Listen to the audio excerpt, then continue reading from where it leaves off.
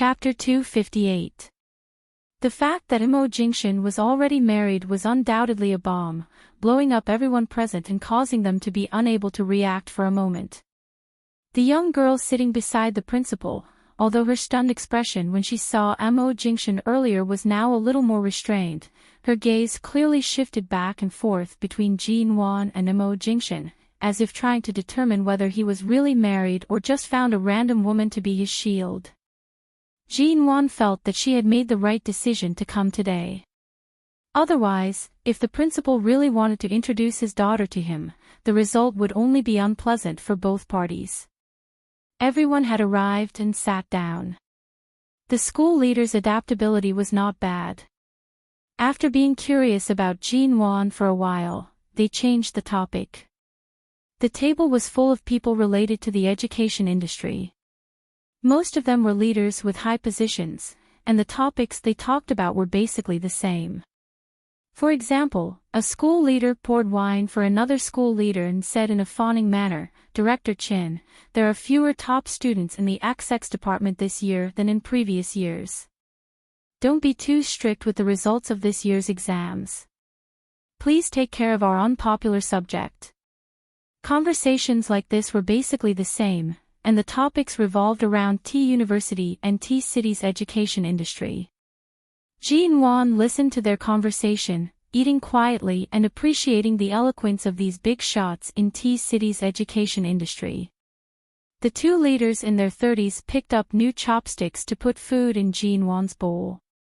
After learning that she didn't drink, they eagerly asked the waiter to bring her coconut juice or a glass of lemon water. Jin-won smiled at them and thanked them again and again. Under the table, her fingers were caught and pinched hard. Jin-won felt a little pain and reflexively tried to withdraw her hand, but she couldn't. She turned her head and looked at the man beside her in surprise. Immerse pinched her fingertips with one hand, raised his arm to pick up the glass kettle by the side, and poured a glass of water for her. As he approached, he asked her in a low voice, "Why are you smiling so beautifully at me? Are you very happy?" "Jin-won, didn't you ask me to come? I can't come here with a long face." In the next second, the man pinched her wrist and exerted some force. "I asked you to sit here and eat, not to sit here and laugh." After all, the two leaders of the Education Bureau were still young. Jin-won smiled at them for a while and almost lost her soul. If they hadn't known that she was CEO Mo's wife, they would have been even more eager to see her. "But I can't be expressionless when I look at others." Immerse picked up a piece of beef and placed it in her bowl. "Just look at me. If you don't want me to show my face in public, then don't bring me here. You brought me here, but you won't let me see others. I asked you to come. Did I ask you to smile at others?" If it weren't for him, she wouldn't have smiled at these people she had never met before. But now that her identity as Mrs. Immerse had been revealed, she couldn't be too cold. But since Boss Missouri had already spoken, at most, she wouldn't look around or smile at others, all right? Seeing Jin-won lowering her head to eat silently, Immerse picked up some pepper from her bowl for her. Their actions didn't escape everyone's eyes, but everyone had a tacit understanding and pretended not to see it. They didn't dare to tease them, but they all knew the answer in their hearts. This Jin-won was indeed Immerse's woman. Her words, actions, and the way they interacted with each other couldn't be faked at all. Even so, the principal's daughter sat there and watched. She suddenly smiled and her eyes fell on Jin-won's face, saying, "How old is Mrs. Immerse this year? There really aren't many people who would run out to study business management after getting married." Jin-won hadn't swallowed the piece of meat in her mouth. She took a few seconds to swallow it. Immerse ignored her, picked up another piece of cod, and placed it in Jin-won's bowl. The atmosphere suddenly became a little awkward because of the principal's daughter's words. Everyone present could see that the principal of T University wanted to introduce his daughter to CEO Mo, but before he could extend the olive branch, the principal's wife was here. Although the atmosphere was quiet, the principal was about to say something to smooth things over, when the principal's daughter suddenly smiled again and said to Jean Wan, "Hello, Mrs. Mo. Please forgive me for not introducing myself just now. My name is Linda." "Hello, hello." Only then did Jean Wan swallow the meat in her mouth. However, because she swallowed too quickly, she coughed and choked when she opened her mouth to respond. Mo Jingshan frowned unconsciously, pushed the glass of water he had just poured for her to her, and patted her back with the other hand. Jean Wan picked up the glass of water and took a sip, feeling much better. She immediately looked up at the principal's daughter with a smile. "I've heard that the principal's daughter graduated from a famous overseas school. Miss Linda, I've heard about you a long time ago." However, no matter how eloquent Jean Wan's words were, her actions with Mo Jingshan were so natural that no one could interrupt them. The principal's daughter smiled. "Really? But I don't think I've ever heard that CEO Mo is married." Sure enough, T-City is so far away from High City that we didn't even notice the news of such a grand wedding. Jean Wan had already mentally prepared herself when she arrived. Right now, she did not have much reaction. Furthermore, this principal's daughter was clearly somewhat arrogant. Perhaps it was because she grew up in a school environment where everyone else was just an ordinary student, while she was the daughter of the high and mighty principal. Thus, she had developed an innate sense of arrogance since she was young. Jean Wan didn't speak but just smiled, acquiescing to her ignorance. Next to her, Mo Jingshan glanced at the principal's daughter across the table, saying indifferently, "It may be too simple to just say that she is Mrs. Mo." Everyone was stunned. Wasn't it because they were married? Was there any gossip behind it? They knew it was impossible for Mo Jingshan to get married so early. Perhaps, the words Mrs. Mo were a little exaggerated. There should be some other complicated relationship between them, right? Jean Wan was also confused and turned her head to look at him. The atmosphere suddenly fell into silence again. Everyone at the table was curious but didn't dare to ask. The principal's daughter stared at Jean Wan as if thinking about the meaning of Mo Jingshan's words. "Is that so? Then it seems that you'd better call her Miss G." The principal's daughter glanced at Jean Wan again. Jean Wan felt that she couldn't eat anymore. As soon as she put down the chopsticks, her hand under the table was suddenly held by the man's hand and held it. "She's the person I love very much. I love her so much that the word Mrs. Mo is not enough to express everything." Chapter 259. As soon as Mo Jingshan's voice fell, the whole table fell silent. Almost everyone had varying degrees of surprise on their faces. In the beginning, some people thought that Mo Jingshan's marriage was related to a business marriage. Calling her Mrs. Mo was probably just a wife in name, and their relationship was just that. After a long time, it was just a tacit understanding between husband and wife. After all, he was a man who could shake the world in the business world. There was no need to be too concerned about the small details. However, it was impossible for the great Mo Jingshan to speak of his feelings for his wife in front of everyone. Besides, in this world, the word love could no longer move anyone. That's what they all thought. However, the man's calm and ordinary words made the principal's daughter instantly speechless. The expression on her face only twitched awkwardly, and she didn't dare to say anything else. "Is CEO Mo confessing his love in public?" "Don't tell me he confesses to his wife every day at home," a school leader asked with a laugh. "It's the first time I've seen such a scene. How close must Mrs. Mo and Mr. Mo be to be so unequivocally loved by CEO Mo?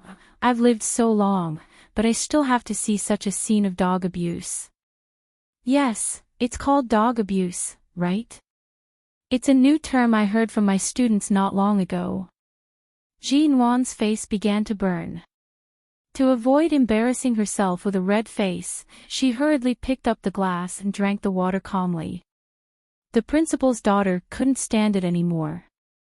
She got up and left with the excuse of going to the bathroom. Seeing this scene, the principal also felt embarrassed. He blamed himself for not investigating Imo Jingshin's marriage before trying to matchmake Imo Jingshin. Not only did he lose his daughter's face, but he also made it so embarrassing. Then there were some flattering words from the school leaders. Jin-won smiled politely, kept quiet, and ate the meat calmly. On the way, Ji Hongwon called. Jin-won got up and went to the door of the private room to answer the call. Ji Hongwon said coldly, "I know what happened to Mengran. Don't take it to heart. It's not the first time this child has done such things. You gave her chances again and again, and now she even went to T-City to target you. Nwan, don't believe her nonsense. Dad will definitely give you an explanation." Jin-won knew that Ji Hongwen had returned to High City today and didn't have time to see her. "It's all right. Dad, don't worry too much. I know what to do with Mengran." Standing outside the private room, Jin-won held her cell phone and said softly, "You've just returned to High City. You'd better go to bed early. Your health is the most important thing. Don't be too angry and worried because of these things. Mengran has scolded you so much. If I don't punish her, I'll punish her. I'm afraid she won't be able to control you." Ji Hongwon angrily said, "I'll arrange for her to go abroad in the next 2 days. She's not even 20 yet and she's already idling at home all day. She's not like you who went abroad to study at an early age. I've really spoiled her all these years. I think if she really refuses to change despite repeated admonitions, we should quickly send her abroad. Out of sight, out of mind.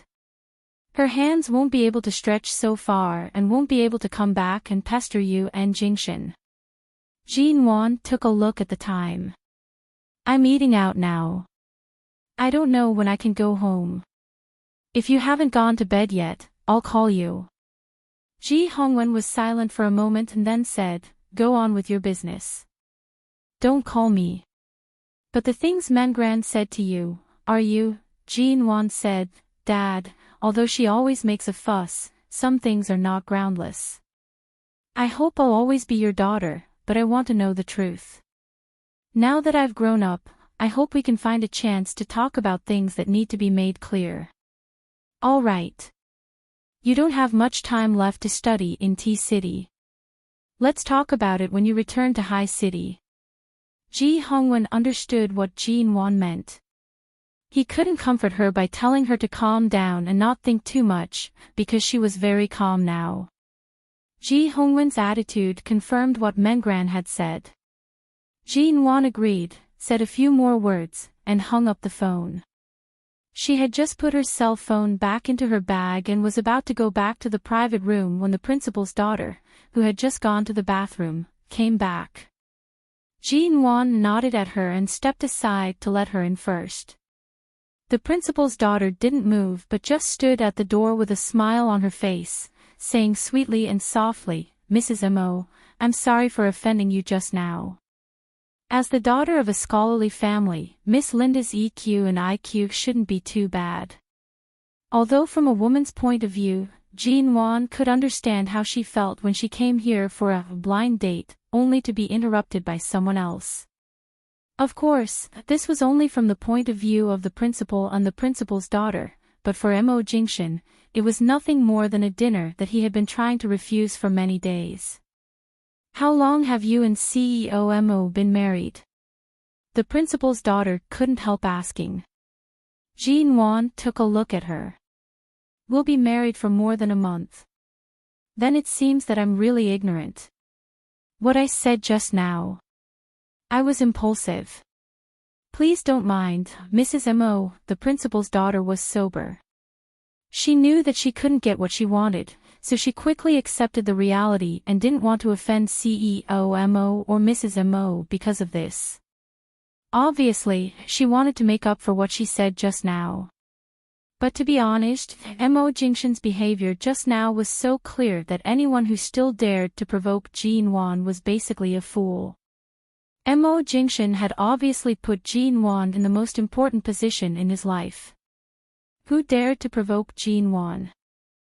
She wanted to make things right as soon as possible to relieve the embarrassment. Jin Wan just smiled at her and gently shook her head, indicating that it didn't matter. Then the two women opened the door with a smile and walked back into the private room. After dinner, the school leaders didn't dare to be too rude to Mo Jingshan because they didn't know his preferences, so they didn't dare to suggest going to a KTV or some entertainment club. Seeing that Mo Jingshan came with his wife, they didn't dare to make any suggestions. In the end, they only chatted at the table. Jin Wan occasionally entered a topic, and they all raised their eyes to give her a polite look. The dinner was a happy one. Before leaving, the school leaders, who were drunk, gave Mo Jingshan their best wishes and were about to praise Jin Wan's performance in T University. However, Jin Wan was too low-key and didn't pay much attention to her. After thinking for a long time, they couldn't think of anything and could only say one sentence: Mrs. Mo's academic performance is really good.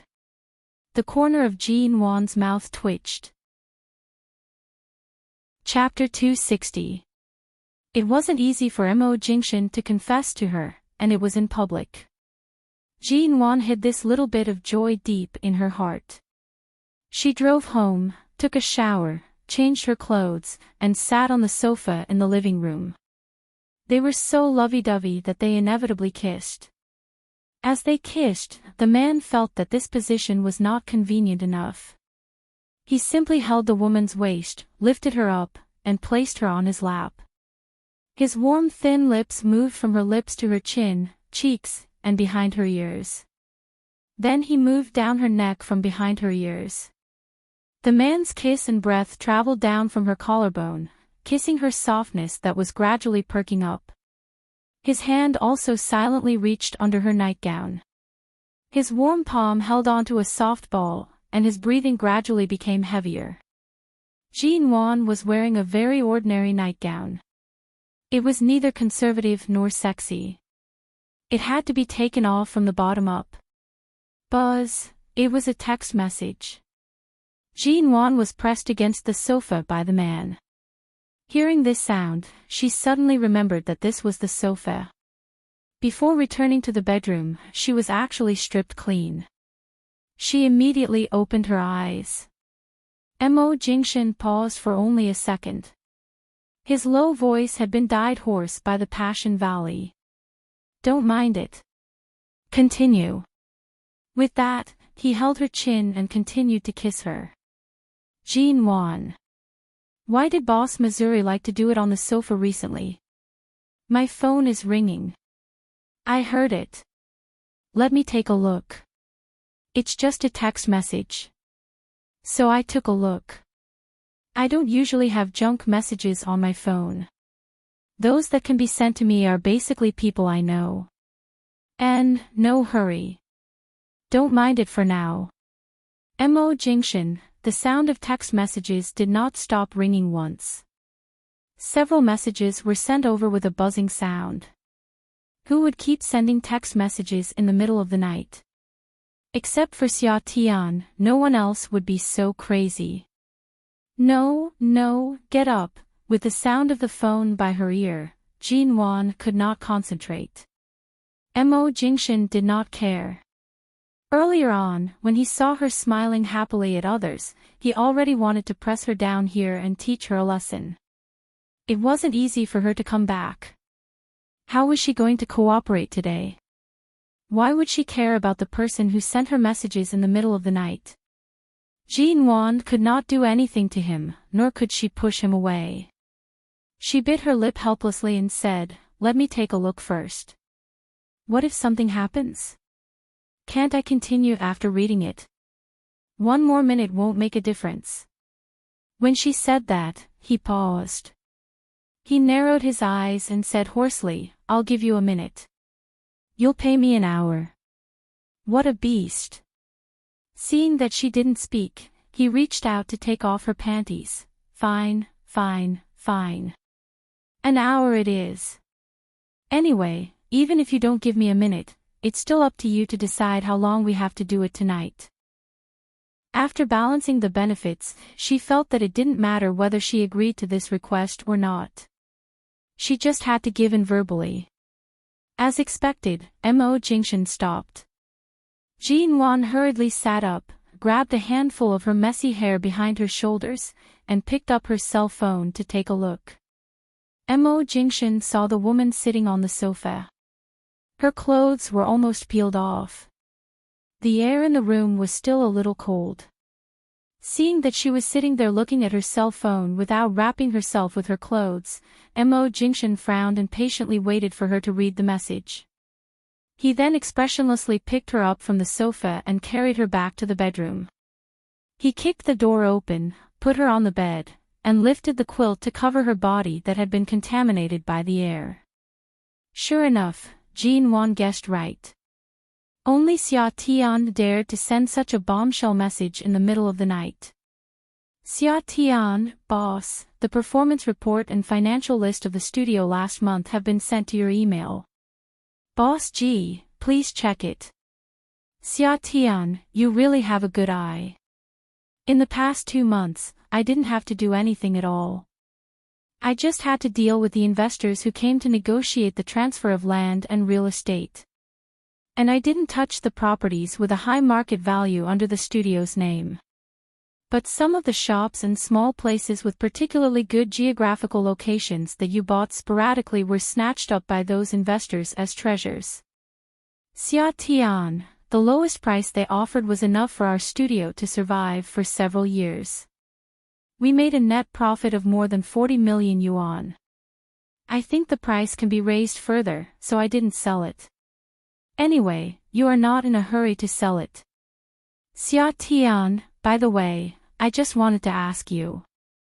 Chen Phone Company is going to buy the land in Dawang City from us for 350 million yuan. Do you think the price is right? Do you want to sell it? Xia Tian, your small studio is nominally a studio, but in fact, no one can guess that you have so many treasures in your hands. If you sell all the existing properties, your studio's working capital will be more than that of many listed companies. You always say it's a small studio. Well done, you are becoming more and more low-key. You don't show your true colors, do you? Xia Tian, what time is it?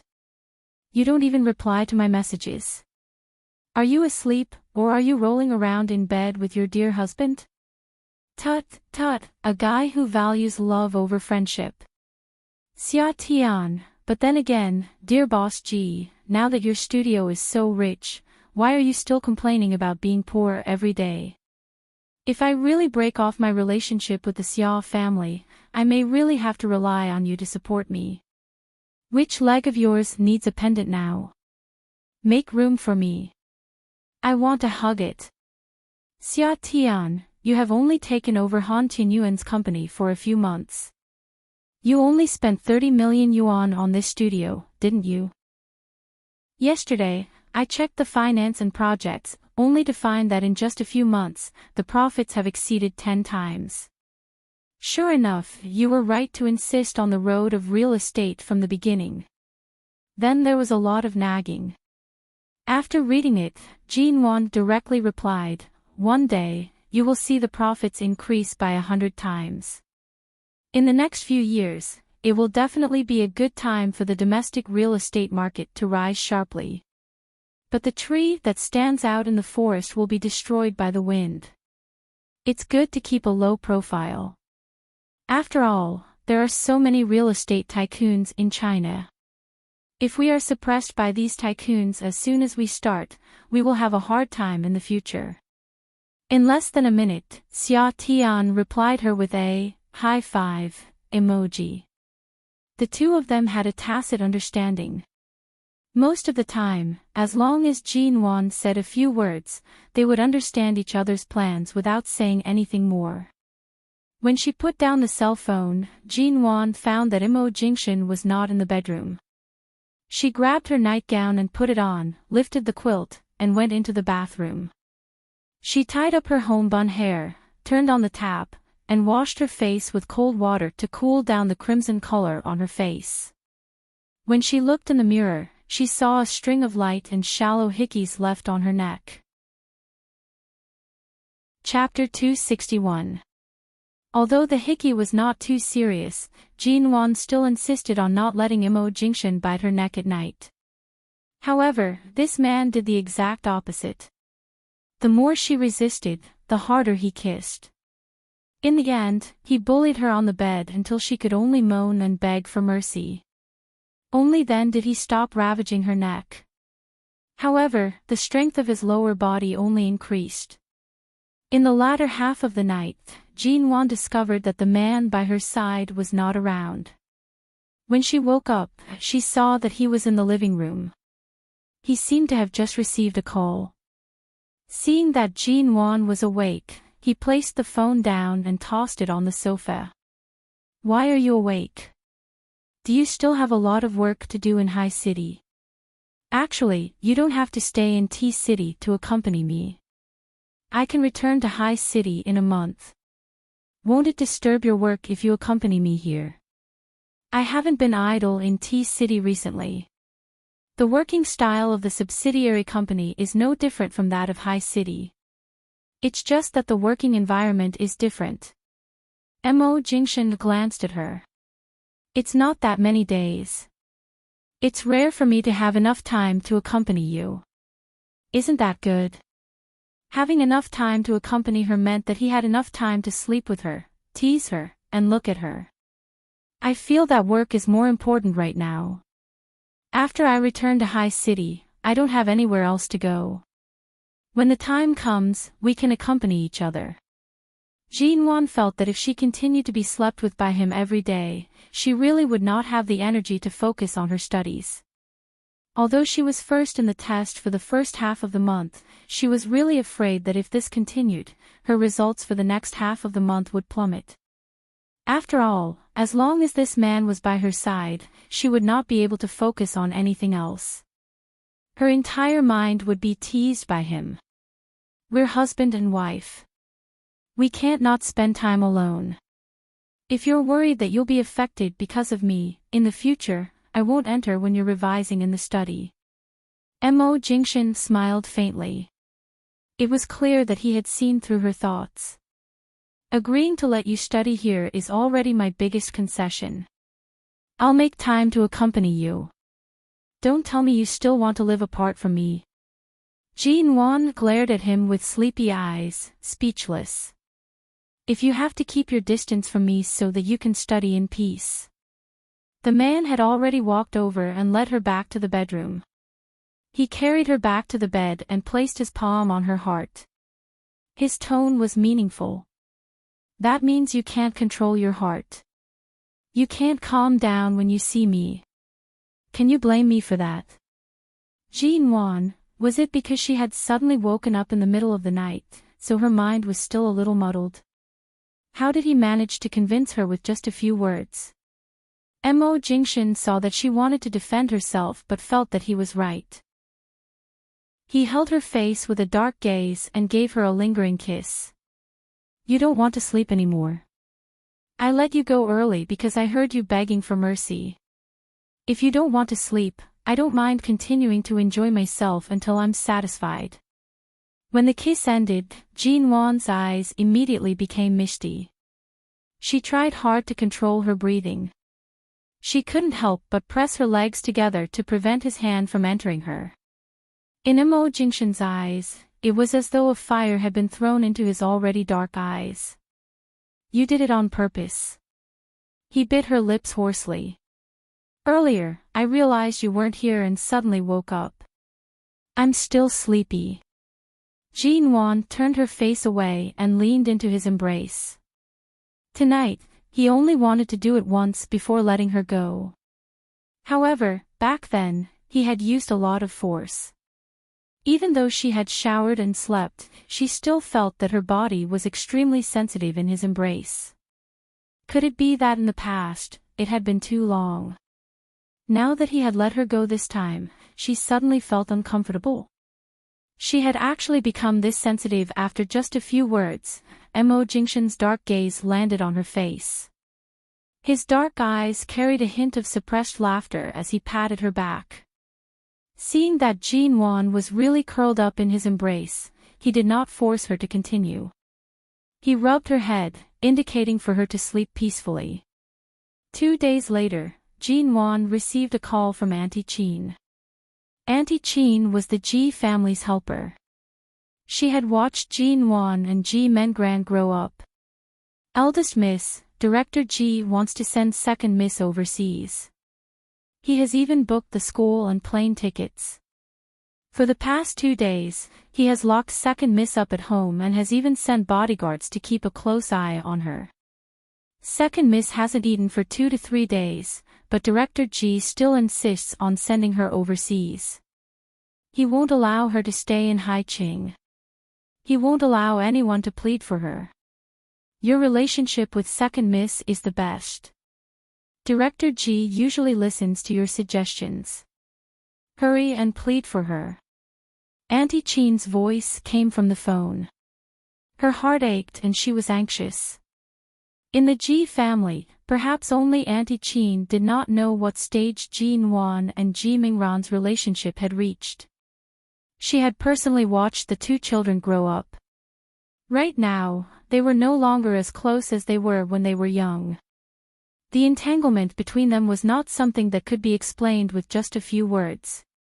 Perhaps it would not be bad for Auntie Chin to keep this beautiful relationship in her heart. Jin Wan did not speak clearly. She only said, "I'll call my father to understand the situation." "That's right, Auntie Chin, I have something to ask you." "What is it, eldest miss?" "More than 20 years ago, when my mother married into the Ji family, you were already working for the Ji family, right?" "That's right." "Then before my mother married into the Ji family, did she have frequent interactions with anyone? For example, a man, or someone close to her?" If the other party was not Auntie Chin who had watched her grow up, Jin Wan would not have asked so directly. Auntie Chin was silent for a long time. Jin Wan could sense that she was startled by this question. After a while, she finally answered, "Eldest miss, I don't know about this, nor have I heard of it. When Madam first married into the Ji family, I was also new to the Ji family. There are many things that I'm not clear about, I understand." "Thank you, Auntie Chin." Jin Wan could hear the pause in her tone. She did not ask further and hung up the phone. On the other side, Mo Jingshan, who had heard Jin Wan's voice earlier, calmly asked, "Your father plans to send Ji Mengran overseas?" "And he doesn't wish to see the sisters fighting against each other. Sending her overseas can be considered as killing 2 birds with 1 stone. On one hand, he won't be annoyed by her. On the other hand, he can prevent me from doing anything to Ji Mengran. From a father's perspective, I can understand. After all, if we really count it, Mengran is his blood relative. To be able to do this, he is already very considerate of my feelings. Who says you can't touch her while she's overseas? If you want to touch her, you can do so at any time," Mo Jingshan calmly said.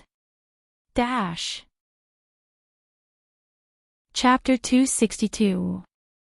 However, there was no need for Jin Wan to take revenge. 3 days later, Hai City's aviation administration released a piece of news.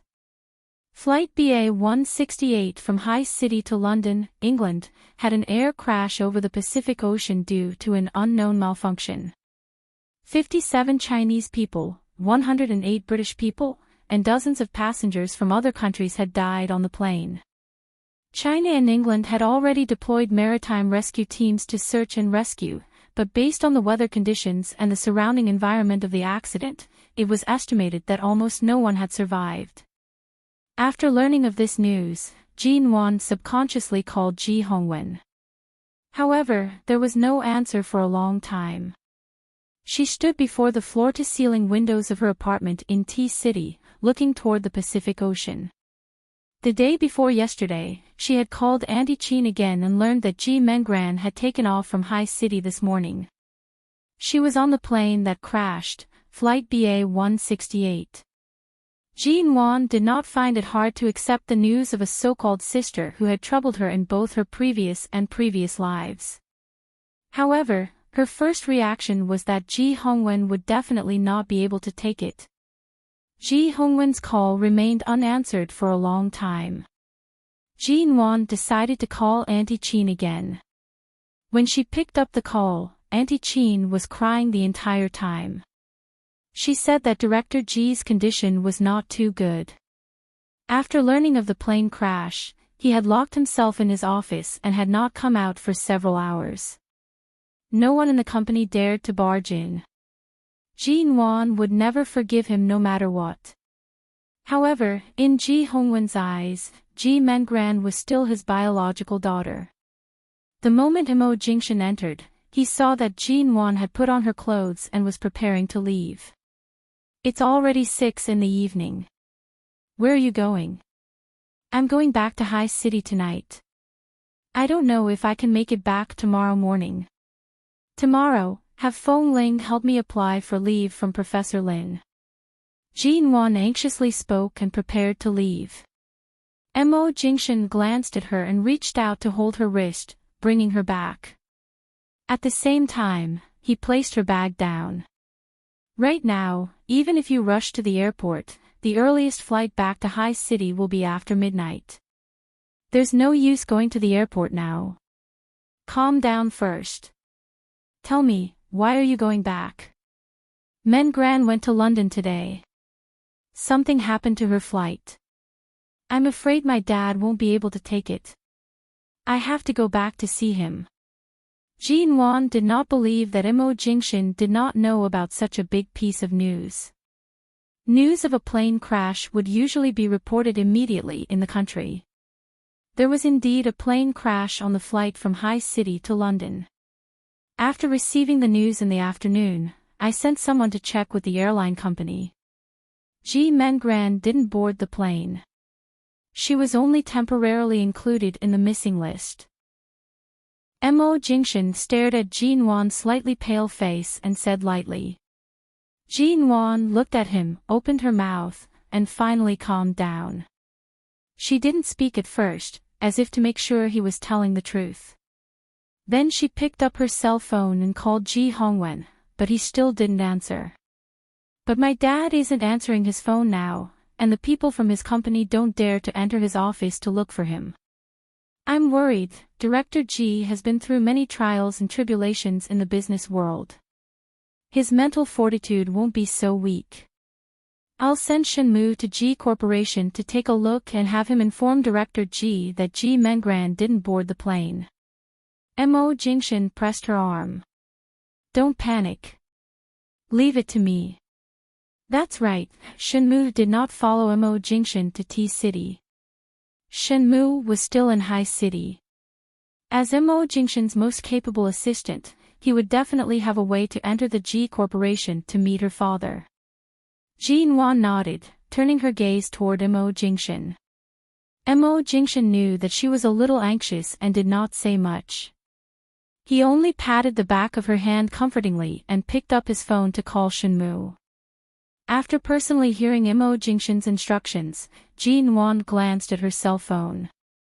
Another piece of news about a body being retrieved by a search and rescue boat appeared on the screen. Perhaps it was because she had already lost all feelings. The many years of vicissitudes in her previous life and the hatred she felt today had covered up the so-called feelings they had for each other for the past 10 years. From the moment she first heard about Ji Mingran's plane crash until now, Jean Wan's heart had not been moved at all. She was only slightly dissatisfied that she could not personally let Ji Mengran experience the path she had taken in her previous life. She also felt a little disappointed. Even now, when she learned that Ji Mengran might not have been on the plane, she did not feel anything. Things like feelings, if they no longer existed, would never exist. Things that had cooled, things that had been chilled, could never be warmed up again. Jinwan was carried back to the sofa by Mo Jingshan. She had been staring at her cell phone, wondering when Ji Hongwen would call back. Mo Jingshan took off the coat she had put on earlier and placed it by the side. He pressed her down on the sofa and leaned over to look at her. "Are you sad that Director Ji didn't answer your call?" Jinwan did not move. Mo Jingshan did not ask her more. He sat down by her side and pressed her head against his shoulder. Jinwan closed her eyes and was quiet for a long time before saying, "Regardless of whether something really happened to Mengran or not, I feel that after this incident, my father will instinctively start to avoid me." Mo Jingshan's hand paused on her head. He caressed it and lowered his head to kiss her forehead. "Nuan Nuan." His voice was low and carried a hint of pity and understanding. Regarding the relationship between you two daughters, he did not handle it very well, and because he was too busy, he neglected to discipline Ji Mengran. But you can't think that he will gradually drift away from you just because you know that there may not be a real blood relationship between you and him. And, maybe I'm thinking too much, Mo Jingshan's warm voice rang in her ear. Since you were very young, you have been the pride in his eyes and the daughter he has focused on cultivating, which proves that he has never considered the issue of blood relationship. It's enough for him to think that you are his daughter. After what happened today, he needs a quiet environment to calm down for the time being. He is not avoiding you. In this world, all kinds of accidents can happen at any time. Only long-term and sincere love will not disappear. I treat you like this, and so does Director Ji. Jinwan buried her face in his arms. I hope that I will always be his daughter. Even if one day the Ji family is no longer as prosperous as before, I am willing to be his daughter. The man was silent for a few seconds before he said in a low and indifferent voice, "If Director Ji knew what you think, he would be very pleased. He has not let you down for the past 20 years. This is the best reward you can give him. It is much more practical than calling to ask about your concern." She hugged him and buried her face deeper into his neck. The little woman was no longer as stubborn as she had been a few months ago. At least when she was occasionally vulnerable, she would get used to hiding in his arms. This kind of trust was enough to comfort Mo Jingshan. Chapter 263. Jinwan wrapped her arms tightly around Mo Jingshan's neck, softly saying, "Life is truly too unpredictable. It's so unpredictable that if you don't grab hold of something today, you'll completely miss it and lose it tomorrow." The man pinched her face. "At least you won't lose me." Jinwan did not speak. There were many unexpected laws in this world. She was afraid of those laws that were always contrary to one's thinking, and always went against everything one hoped for in one's heart. It was not that Mo Jingshan could not tell that after Jinwan learned about her parentage, although she appeared calm and unaffected, there were still some things in her heart that she could not get over. "Trust me. No matter how unpredictable life is, I'll always be here." Jinwan nodded, burying her face deeper into his neck. Mo Jingshan directly lowered his head, returning a deep kiss. T University. During class, Jinwan went to the bathroom. Mo Jingshan had been in T City for more than half a month, and most of his work had entered the final stages. In a day or two, he would be returning to High City. Although Jinwan was reluctant to part with him, there was not much time left before she returned to High City. She could not really delay his work.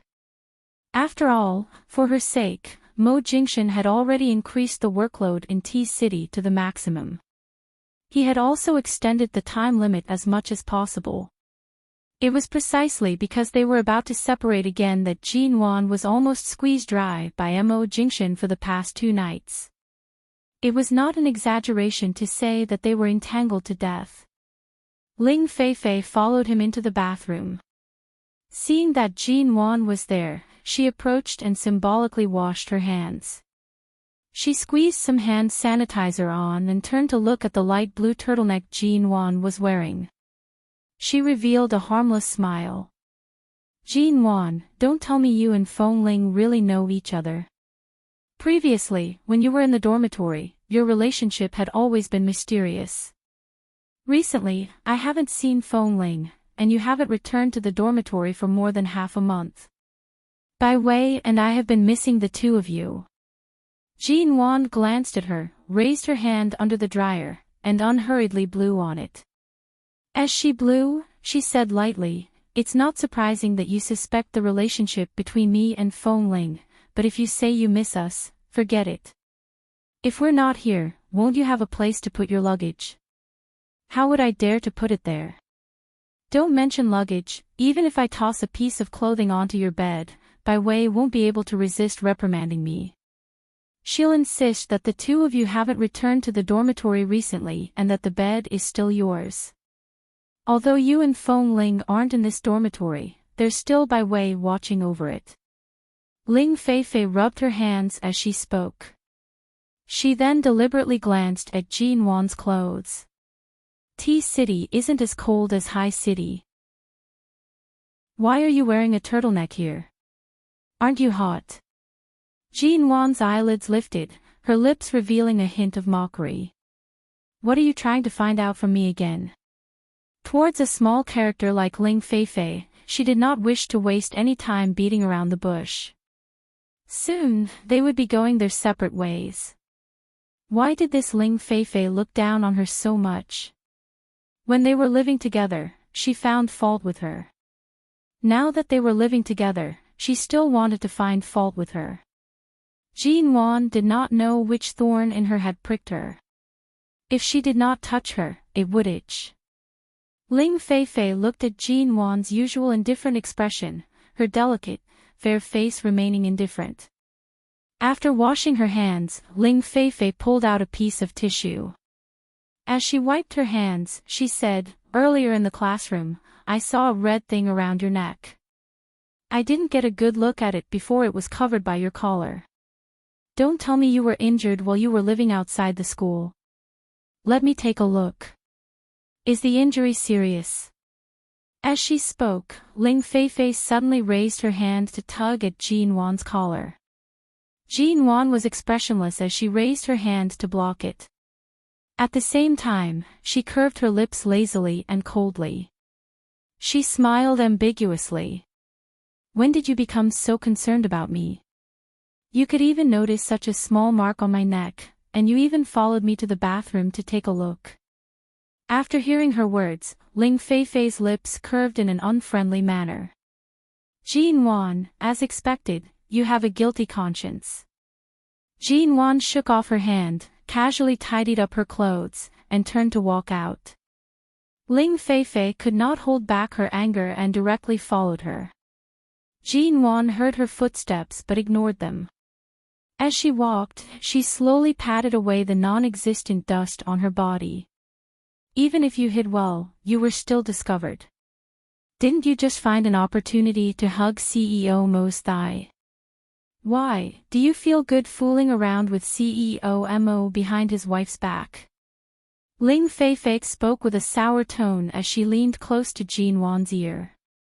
These days, have you been with CEO Mo? Has he really taken a liking to you? When she heard this sentence, Jean-Wan's footsteps paused. She turned to look at Ling Feifei, who appeared as though she had caught onto someone's weakness. Jean-Wan only glanced at her before sneering in disdain. A few seconds later, she continued walking toward the professor. When she was about to reach the classroom door, Jean-Wan slowly and indifferently said, "There really aren't many people like you who only believe in your own foolish heart and refuse to believe in your own eyes." Ling Feifei leaped in front of Jean-Wan and stared at her. She raised her voice slightly and said agitatedly, "You really are a hypocrite. That day in the stadium, if not for me, would you have had the opportunity to be so close to CEO Mo?" Right now, I'm asking you from the perspective of a participant, did you go behind my back to seduce CEO? You still have the cheek to speak so confidently. Seeing Ling Feifei's agitated expression, Jean Wan raised her eyes and coldly watched her. What did you participate in? That day in the stadium, you didn't even have the cheek to take the initiative to speak to CEO. If I hadn't told you that you're from High City, you most likely wouldn't have had the chance to speak to him in this lifetime. Ling Feifei glared at her. At the very least, I was the one who pulled the strings. Is this how you treat me? Jean Wan did her best to retract her gaze as though she was looking at an idiot. She calmly watched her. So, if I had really slept with him these days, what would you have done? Ling Feifei widened her eyes. Her expression was one of disbelief. Hearing and guessing were one thing, but she did not expect Jean Wan to openly admit it. Jean Wan no longer looked at her and entered the classroom. After sitting down, she kept the books on the table. Ling Feifei followed in and stood by her side. She lowered her voice and warned, Jean Wan, CEO is already married. You're a third party. Don't you have any shame? Chapter 264. The moment her true thoughts were exposed, she was slightly embarrassed. Ling Feifei saw Jean Wan's unafraid expression and could only conclude the following points. Pleased, arrogant, and smug, as though she had someone supporting her from behind. Right now, who else could be supporting Jean Wan? Wasn't it Mo Jingshan? Jean Wan did not look at Ling Feifei's expression. She picked up the thermos flask on the table and opened the lid. Through the steam rising from the flask, she quietly watched Professor Lin, who had walked in due to the bell ringing. Ling Feifei finally returned to her seat. However, her gaze occasionally shifted to Jean Wan's high-collared shirt. Even if Jean Wan's shirt was very high, under her careful observation, she could still see the vague kiss marks that would occasionally appear when Jean Wan turned her head. CEO appeared to be cold, low-profile, and not particularly approachable. Would he be so intense? At night, Jean Wan did not agree to go shopping with Bai Wei. After class, she left T University and saw that Feng Ling had parked the car outside. It had been a few days since she saw Feng Ling, but it was as though nothing had happened. Her hair had been cut a little shorter, and she was still dressed in black. She stood by the car in an agile manner. Jean Wan said that she wanted to go to the mall to buy some things. Feng Ling accompanied her and did not say a single word. It was as though she had returned to the state she was in when she first arrived by Jean Wan's side. Since Feng Ling was avoiding the topic, Jean Wan would not purposely tear open her wound and ask about it. She did not say much and only occasionally asked if the things she bought were nice and waited for Feng Ling's evaluation. She did not mention anything else. At 6:00, Feng Ling sent Jean Wan to the restaurant below Mo Jingshan's branch company. When she arrived, Mo Jingshan was already sitting there. From the looks of it, he had been waiting for a long time. She did not know if he had heard or sensed her movements, but before she walked over, he had already looked over. Their eyes met. Jean Wan saw that the man's ink-black eyes seemed to be brimming with smiles. He then stood up. She walked over, and he happened to pull out a chair for her. He then placed her coat and bag by the side. His low voice was filled with a doting smile. Didn't I ask you to come over at 5:30? Why are you so late? Feng Ling has rested for a while. It seems like her work efficiency needs to be improved after returning to work. Jean Wan raised her head to look at the man's handsome chin. Earlier, I went shopping with Feng Ling. I saw a few nice clothes and tried them on. The new clothes are in the car. I didn't buy it. After trying a few, I felt that the style was not much different from what I usually wear, so I didn't buy it. Ji-wan calmly sat down and received the menu from the waiter. She glanced through it and said, "You've been in Tea City for so many days, and you've been cooking at home almost every day. It's fine to occasionally eat from restaurants outside, but I still prefer the food you make." After ordering, Ji-wan took a sip of her hot drink. When she saw the man sit down, her clear and indifferent voice rang, "Someone is following you." "How did you know?" Ji-wan did not immediately turn her head to look out. She had sensed it the moment they left T University and could easily guess who was following them. She decided to ignore it and only drove here after strolling with Fong Ling.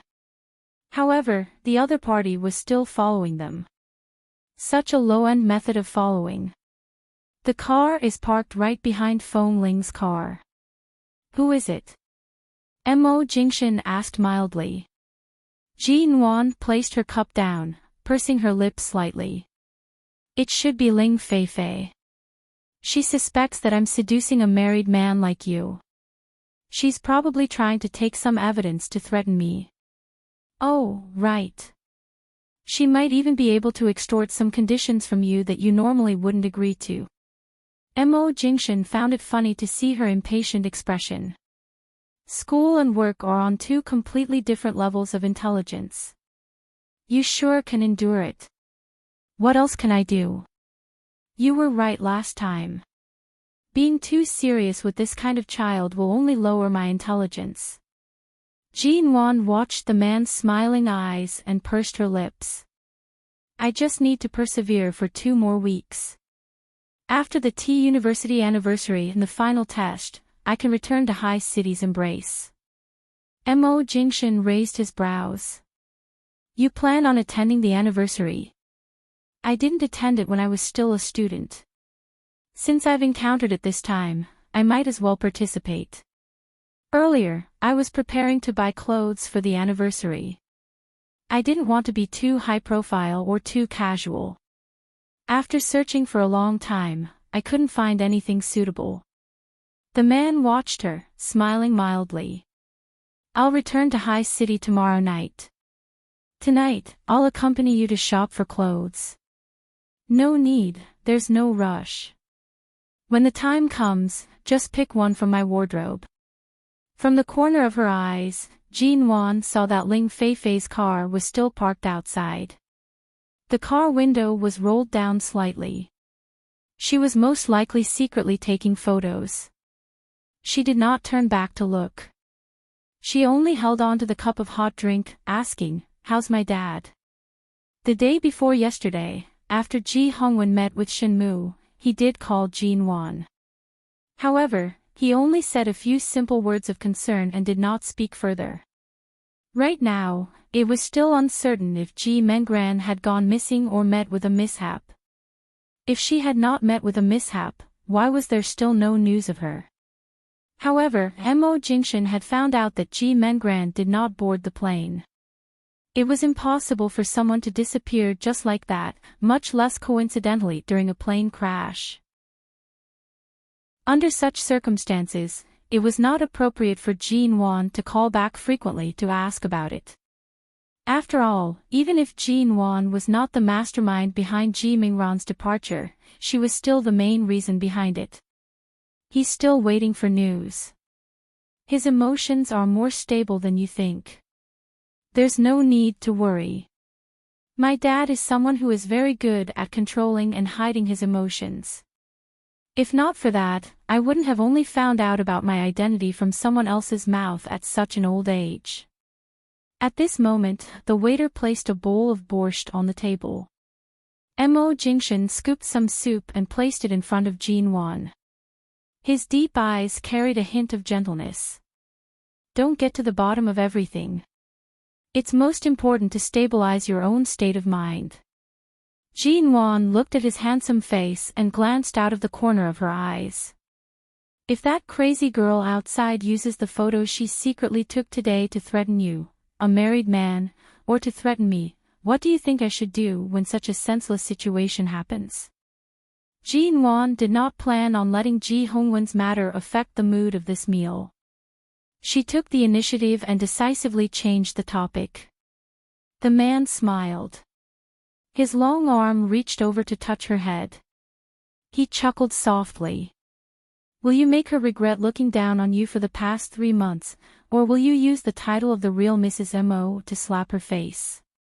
Jean Wan took a sip of the soup and calmly said, that will depend on how much she seeks death.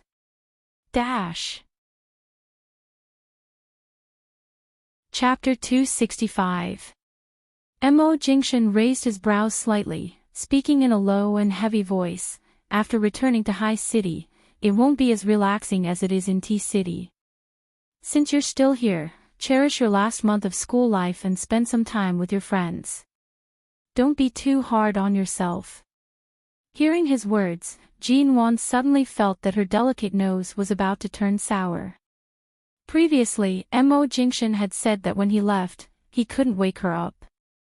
Otherwise, would he have to watch as she hugged him and cried? At most, they wouldn't be apart for more than a month. Right now, Jean Wan was beginning to feel reluctant to part with him. When they returned, Feng Ling did not follow them. As Jean Wan fastened her seatbelt, she glanced out of the car window. She saw that when Feng Ling hailed a taxi and left, her figure was still lean and nimble. Perhaps she was thinking too much. For someone like Feng Ling, who had fought her way through a group of men, perhaps her heart was more tenacious than most women. Or perhaps, Feng Ling was better at hiding her feelings than most women, completely sealing away the emotions she shouldn't have in a corner of her heart. A shadow pressed down on her. By the time she reacted, Mo Jingshan had already helped her buckle her seatbelt. The black SUV stopped in front of a custom-made gown shop in T-City. This shop was several times more high-end than the one she had seen with Ling Feifei and the others. Since you've decided to attend T University's 100-year anniversary celebration, don't be too perfunctory. This is a branch opened by a French designer friend of mine. Many of the gowns here are very suitable for you. Go in and take a look. If there's anything suitable, buy it. The gowns here are all measured and tried on before being airlifted to your size. If there's anything you're not satisfied with, you can send it back to Paris to have it changed. Jean Wan originally did not plan on wearing a gown, but since Mo Jingshan had already spoken, she thought for a moment and nodded. Mo Jingshan alighted from the car and opened the door for her. He held her hand as they entered. The employees immediately came out to welcome them. When they saw Mo Jingshan, it was as though they had seen a live face scanner. Without calling their boss or confirming his identity, they had already recognized him and greeted him with a face full of smiles. Mr. Mo, there weren't many people in the shop, and it was relatively quiet. There were only a few young couples trying on their dresses, and they caught everyone's attention as soon as they entered. Jean Wan's hand was held by the man's warm hand. He didn't look at anyone's eyes, ignored their envious eyes, and took her to see all kinds of dresses inside. Simple, complicated, classical, modern, low-key, and luxurious. The crystal display windows had everything they wanted. Jean Wan's gaze finally fell on the innermost strapless gown embellished with gold. This gown seemed to be a new design for the Paris Autumn Fashion Show. This year, it was fashionable to have such a shiny but not too luxurious gold gown. Jean Wan was very satisfied with the design and color of the gown. The skirt was spread wide, almost in the shape of an A. The layers of soft chiffon were decorated with tiny stars. It was a little mischievous and romantic. Overall, it was very beautiful and suited Jean Wan. Seeing that she liked it, the shop assistant on the side smiled and said, "Is this it? We'll bring it out for you to try on immediately." Jean Wan neither nodded nor shook her head. Indeed, she liked it. However, she felt that if Mo Jingshan wasn't in T-City for the few days she was dressed like this at the school anniversary party, wouldn't she appear too gorgeous and lonely without anyone by her side? "You don't like it?" Seeing the trace of hesitation in her eyes, Mo Jingshan stood by her side, his breath enveloping her nose. I didn't even know that T-City had such a good gown shop. I've never seen it before. Ji Nuan raised her eyes. Mo Jingshan watched her. Do you like it or not? I like it, but isn't it too beautiful? Those classmates of yours are either young and ignorant, or they're arrogant and overbearing. For the school anniversary, they'll only wear more beautiful clothes. This is already considered very low-key. Mo Jingshan's expression was serious as he spoke, but Ji Nuan could see from his eyes that he seemed to be very satisfied with this gown. The shop assistant had already carefully brought out the gown, smiling as she invited Ji Nuan in to try it on. Ji Nuan nodded and entered the inner room. There were many mirrors in the changing room. After the shop assistant helped her put it on, she sighed in admiration by the side. Ji Nuan lifted her long hair and looked at herself in the mirror. It seemed like she had not specially dressed up for a long time. Even when attending banquets, she did not put in any effort to dress up. Right now, her mood was no longer that of a 21-year-old. She was always muddling through many things, and she had almost forgotten about her beauty and the stunning appearances she had at various banquets when she was a teenager. The lighting in the changing room was very gentle. She touched her hair and looked at herself. Right now, her fair and clean face was slightly more dignified than before. It was as though this was the reason why she was known as Hai Cheng's #1 socialite. The top half of the gown was strapless, perfectly displaying her exquisite collarbones. Slightly lower, the soft, white skin was faintly discernible. It was not revealing, but it gave off a comfortable and seductive feeling. The woman's slender curves were perfectly displayed. This gown was very well fitted. There was no need for any alterations. Ji Nuan looked at herself in the mirror. It seemed like she was this beautiful when she got married. It was just that back then, she did not pay much attention to appreciate it. She walked out of the changing room. It turned out that Mo Jingshan was sitting on the sofa outside, waiting for her to come out. He was flipping through a magazine in his hands, sitting there elegantly and quietly. When he heard her voice, he turned back. The first thing that flashed past the man's eyes was warmth. He was not as breathtaking as the other male customers who were choosing gowns for their female companions. Mo Jingshan understood how beautiful Ji Nuan was. Thus, breathtaking was no longer suitable for him. It was just that every time he saw her more beautiful, he wanted to hide this little woman away to prevent others from thinking too much about her. Regardless of appearance or temperament, Ji Nuan was like a dignified and romantic princess. Right now, it was rare for her to specially dress up. She did not have as many flashy thoughts. Instead, she was more gentle and reserved, making her look even more beautiful. Does it look good? Facing Mo Jingshan, Ji Nuan was still slightly nervous. It looks good. Very good. The man was still not stingy with his praise. Ji Nuan immediately smiled. Then I'll take this one. I won't go try on other styles. I'll just wear it with a pair of shoes of the same color for the school anniversary. The shop assistant by the side continued to praise it. Ji Nuan told the shop assistant that she wanted this one. She then said to Mo Jingshan, I'll go back to the changing room to change.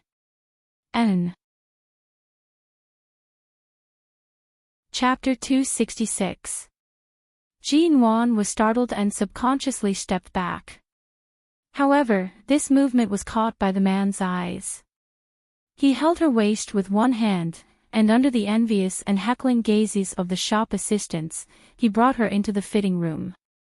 The door was closed by the man, and then a familiar scent pressed against her. Ji Nuan reflexively stepped back. By the time she reacted, the man's tall body had pressed her against the door of the fitting room behind her. Although there was a lot of space here, there was only him and her. Jean Wan's face strangely heated up. She looked around, wondering if there were any surveillance cameras in the fitting room. Why did you come in? I want to change out of the gown first. The man's fingers moved through her long hair. He looked at her black and white eyes and kissed her lips. Jean Wan. You're so beautiful.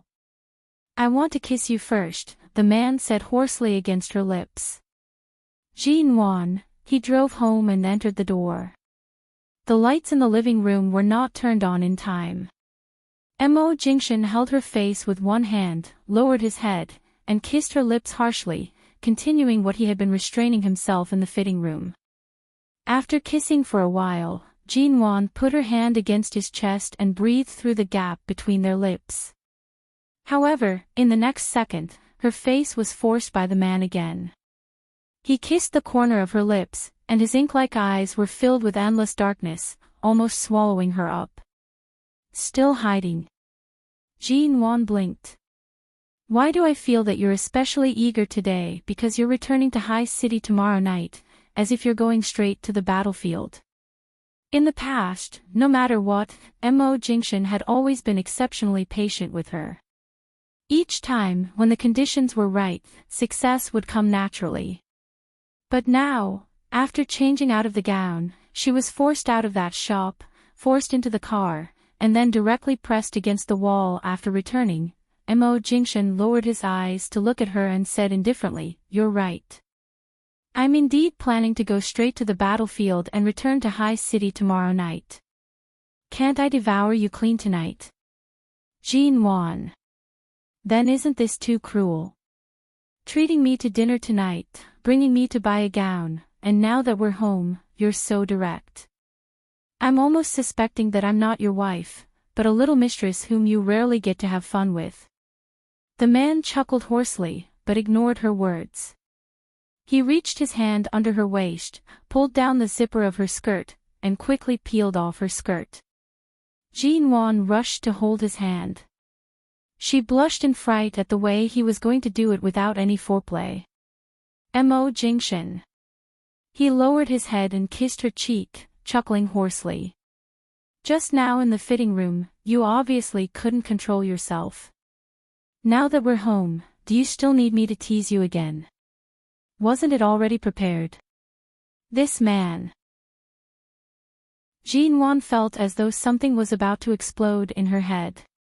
She blushed and whispered, "Mo Jingshan, shut up. I was in a hurry to change."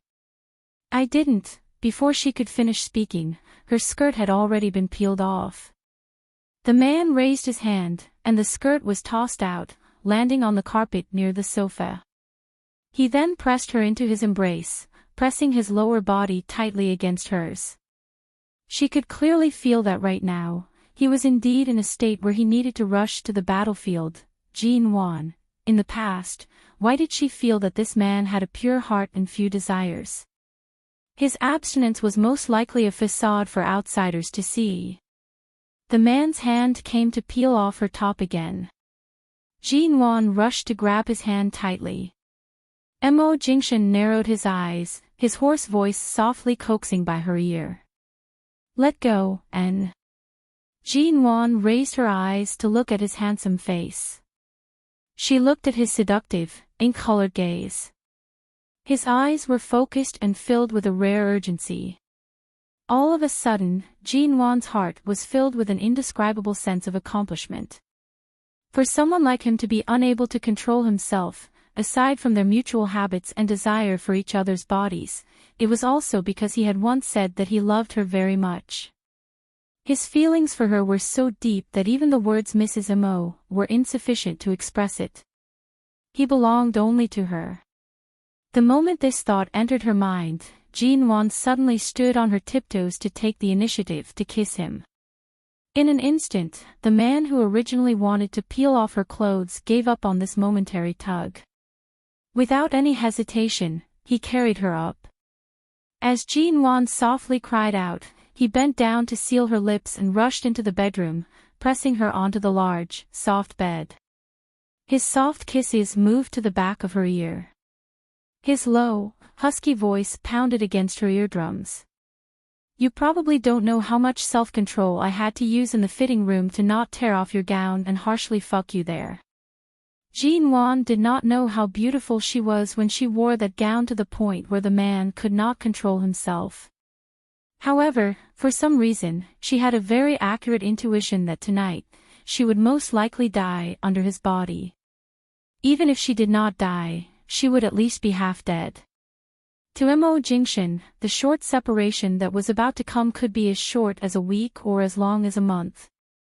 Each of these factors determined that tonight, Jean Wan would be tormented by him until late into the night. And with this man's stamina, every time he did not intend to let her off easily, he would make her cry until her voice went hoarse. However, every time she cried out hoarsely, she would be met with a new round of ruthless bullying. In the end, she could only turn her sweaty face away and weakly bite the corner of the blanket that she had just pulled up. She held back the undisciplined sounds in her mouth, afraid that she would provoke him again and again. If that happened, this night would truly be endless. Late at night, Jean Wan was completely exhausted. She did not even have the strength to raise her arms. The man carried her to the bathroom to wash up and helped her put on a comfortable nightgown. He slept by her side and held her to sleep. Jean Wan lay in his embrace. She was so tired that she could not even open her eyes. However, her fingertips could not help but clutch onto his arm, refusing to let go. She opened her eyes slightly and stared at the face that she could not be more familiar with. The man's lips were just the right thickness, and the bridge of his nose was high. His eyebrows were too thick, and if they were too light, they would be too light. Especially this man's eyelashes, which were thicker and longer than most women's. His handsome face had a lazy aura because of the earlier strenuous exercise, and his body emitted the same scent of shower gel as hers. Sensing her gaze, Mo Jingshan gently rubbed her head. He knew that she was very tired but could not bear to sleep. After all, although he would only be returning to High City tomorrow night, she still had classes tomorrow. This meant that they would have to separate early in the morning. Jean Wan could not take it anymore after being rubbed by him. She closed her eyes. Chapter 267. Mo Jingshan had too many business matters to attend to today. Before he left, he naturally woke up early. When he opened his eyes, he saw a fair and clean face leaning against his chest. The little woman's eyes were closed, and her seaweed-like hair was spread across the pillow. She appeared drowsy and beautiful. She slept deeply and was completely defenseless. The man propped himself up on his elbow and looked at her for a while. Suddenly, he leaned over and kissed her. It wasn't the usual morning kiss. Instead, he directly and fiercely snatched her lips and her breath in a way that would wake her up. Jean Wan was startled and immediately opened her eyes. She had slept in his arms since last night and had finally fallen into a deep sleep. Yet, she was suddenly woken up by the man. She opened her eyes in a daze, unsure of what had happened. When the drowsiness in her eyes faded, she met the man's smiling black eyes and heard his low and heavy voice say unhurriedly, "I'm going to work. I'll leave tonight. I won't be going to T University to see you, N." Realizing that he had deliberately woken her up, Jean Wan knitted her brows in exhaustion and soreness. She did not want to hear him say that he was leaving. She appeared angry as she said angrily, "Are you going to let me sleep? Last night, you didn't let me sleep well. When I finally managed to sleep soundly, I was woken up by your kiss. So annoying. Hurry back to High City and let me sleep alone. I don't want to sleep with you anymore." Mo Jingshan originally wanted to bully her when he saw her angry expression. However, when he heard her last sentence, his deep, black eyes narrowed dangerously. "Say what you just said again." It was fine that he woke her up, but now he was being fierce to her. Jin Wan pushed him angrily. I don't want to sleep with you anymore. I won't sleep with you anymore. The man lowered his eyes to stare at her. His thin lips were tinged with a faint but dangerous smile. His early morning voice was especially low. You won't sleep with me anymore. His tone was clearly threatening. I won't, you. Before she could finish her words, she was kissed by the man. Following that, the man pressed his body against hers. He forcefully turned her face and kissed her fiercely. He also took the opportunity to hold her hands, which were about to push him away, and pressed them against the top of her head. Jin Wan was kissed until she could barely breathe before she hurriedly opened her eyes. She whimpered but was unable to speak. In the end, the man bit the corner of her lips, and as soon as she could, she rushed to say, Mo Jing, you. The man directly sealed her lips again. After ravaging her for a while, he licked her rosy lips that had been kissed since early in the morning. He looked down at the sleepy and helpless woman under him from above. His lips curved slightly. Are you sure you don't want to sleep with me? You won't come with me after returning to Sea City. Earlier, Jin Wan had said those words out of anger. Why didn't she realize that this man had such a nasty side to him? What he meant was that she didn't need to sleep anymore. Tossing and turning in the middle of the night was still not enough. Was he not afraid of kidney deficiency? Jin Wan was actually not afraid of death. She wanted to say that she wouldn't follow him, even if they returned to High City. If she had the guts, she would stay here until her flight was delayed and not return to High City. However, before the words could reach her lips, the man seemed to have no intention of letting go of such an opportunity. The moment her hands regained their freedom, he bit down on her fingertips. His burning palms landed on her sore and weak waist as he murmured softly against her lips, After we return, if you dare to stop me from sleeping, even if I have to tie you up, I'll tie you to my bed. Jin Wan weakly said, Are you going to squeeze out every last bit of energy from me today? The man chuckled softly. He kissed her, but his hands did not stop moving. She harumphed slightly, her brows furrowing. She spread her legs as far apart as possible, allowing him to leave a mark on her body before returning to High City. Early in the morning light quietly peeked in through the gaps of the curtains. In the quiet condominium, only Jin Wan's soft pleading and low panting could be heard, as well as her sobbing cries. In the end, Jin Wan finally laid completely motionless on the bed. She was truly exhausted. She opened her eyes slightly, watching the man for a few seconds in a daze. In the end, she struggled to pull her hands out of his grasp.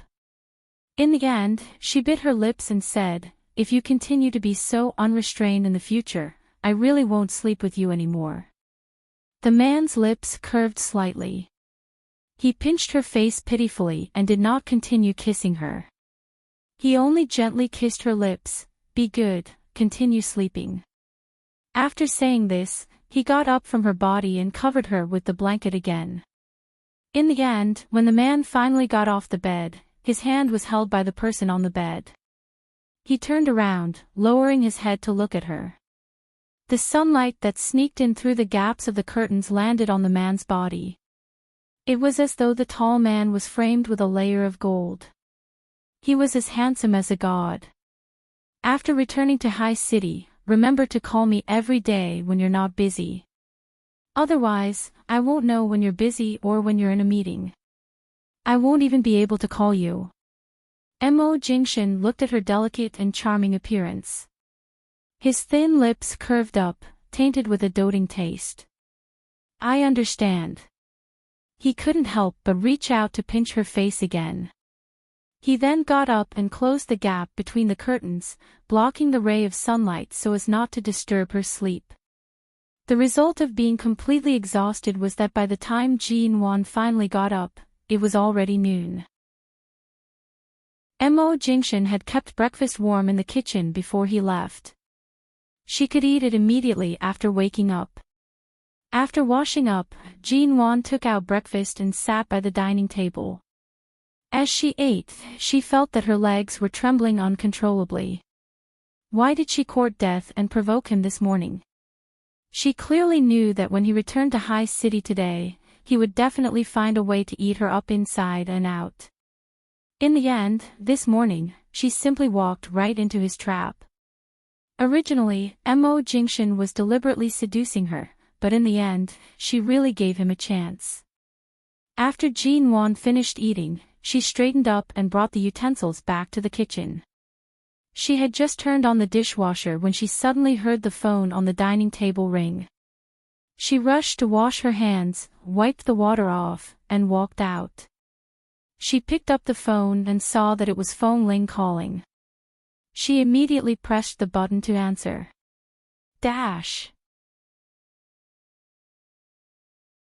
Chapter 268. Half an hour later, Jean Wan went downstairs. Feng Ling was already waiting for her. Mrs. Mo, Feng Ling stood before her. Mr. Mo is going back today. All right, then I'll continue accompanying you to T University today. Is the wound on your arm all healed? It's already healed. It's fine. If I still have any problems, CEO Mo wouldn't let me continue following you.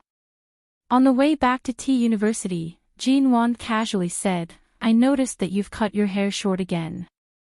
Previously, it looked quite nice when you grew it out.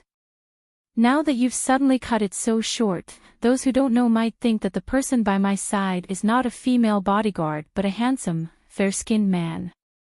Isn't this exactly what CEO Mo wants? He wants others to think that you have a handsome man by your side, and no one will dare to provoke you. Feng Ling chuckled. It's fine if you didn't mention it. Now that you mention it, I finally realize that he arranged for you to stay by my side. Perhaps this was his intention all along. Jean Wan pursed her lips. Otherwise, why do you think Mr. Mo would let me follow you all the way to T-City? Feng Ling raised her brows slightly. This man, Mo Jingshan, was really scheming and far-sighted. At night, Jean Wan returned to the condo from T University. This was the first night Mo Jingshan had returned to High City. After spending more than half a month with him, she suddenly felt a little uncomfortable. The kitchen was empty. There was no sign of Boss Missouri, who would come back on time every day to personally prepare dinner for her. There was no sign of him on the sofa, who was used to hugging her, and there was no sign of him on the bed. Only the razor left by the man in the bathroom was placed neatly in the cabinet, as though waiting for its owner to return at any time. It was only the first night, and she was already missing Mo Jingshan. How could this be? However, less than 2 days later, Jean Wan was blocked by Xing Yihan's car at the entrance of T University. When Xing Yihan's car appeared, Feng Ling pulled Jean Wan back a little and stared coldly at the man's face through the car window. Why are you treating me like an outsider? In the car, Xing Yihan glanced at the two of them and finally rested his eyes on Jean Wan's indifferent face. The bodyguard CEO Mo arranged for you is very loyal. Jean Wan looked at him expressionlessly. Is the Xing family so free now? Why did he have to come to T-City to be an eyesore? Didn't you take Ji Mengran away a while ago? Now that she's missing, you can't even pretend to sympathize and care for her. What are you doing here? Hearing her obvious ridicule, Xing Yihan said coldly and indifferently, Jean Wan. Jean Wan frowned at his voice. Please call me Miss Ji or Mrs. Mo. I'm not familiar with you. The man said coldly, since you can't let go of what happened many years ago, I won't force you to let go. I just want to ask you, was it your request or Mo Jingshan's unilateral check that the Xing Group's Hong Kong shares were suddenly suppressed by the Mo Corporation? Jean Wan listened and looked at her. Her tone was normal and natural. Do I still need to tell you the answer? Do you think Mo Jingshin has the time to pay attention to a company like the Xing Corporation? Of course it's because I don't like you.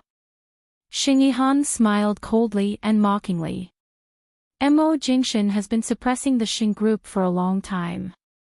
Did you think he would wait for your instructions before taking action against me? It's just that he's been poking his nose into the stock market recently. I think so too. Without you in the middle, he wouldn't have spent so much effort to control the lifeline of Xing Holding step by step. Jin Wan gently pushed Feng Ling's figure away and was quiet for a moment before saying, "Since you already know, why are you still asking? There's no difference between what he did and what I wanted him to do." Jin Wan. When he said these two words, his tone was sharp. Do you plan to speak to me with this attitude forever? Of course. Who do you think you are, Mr. Xing? Do I need to be polite to you? A person who once played such a role in my life, and you expect me to act like a saint and say I forgive you? I should have made my attitude clear from the beginning. My position has always been clear. Xing Yihan suddenly smiled in the car.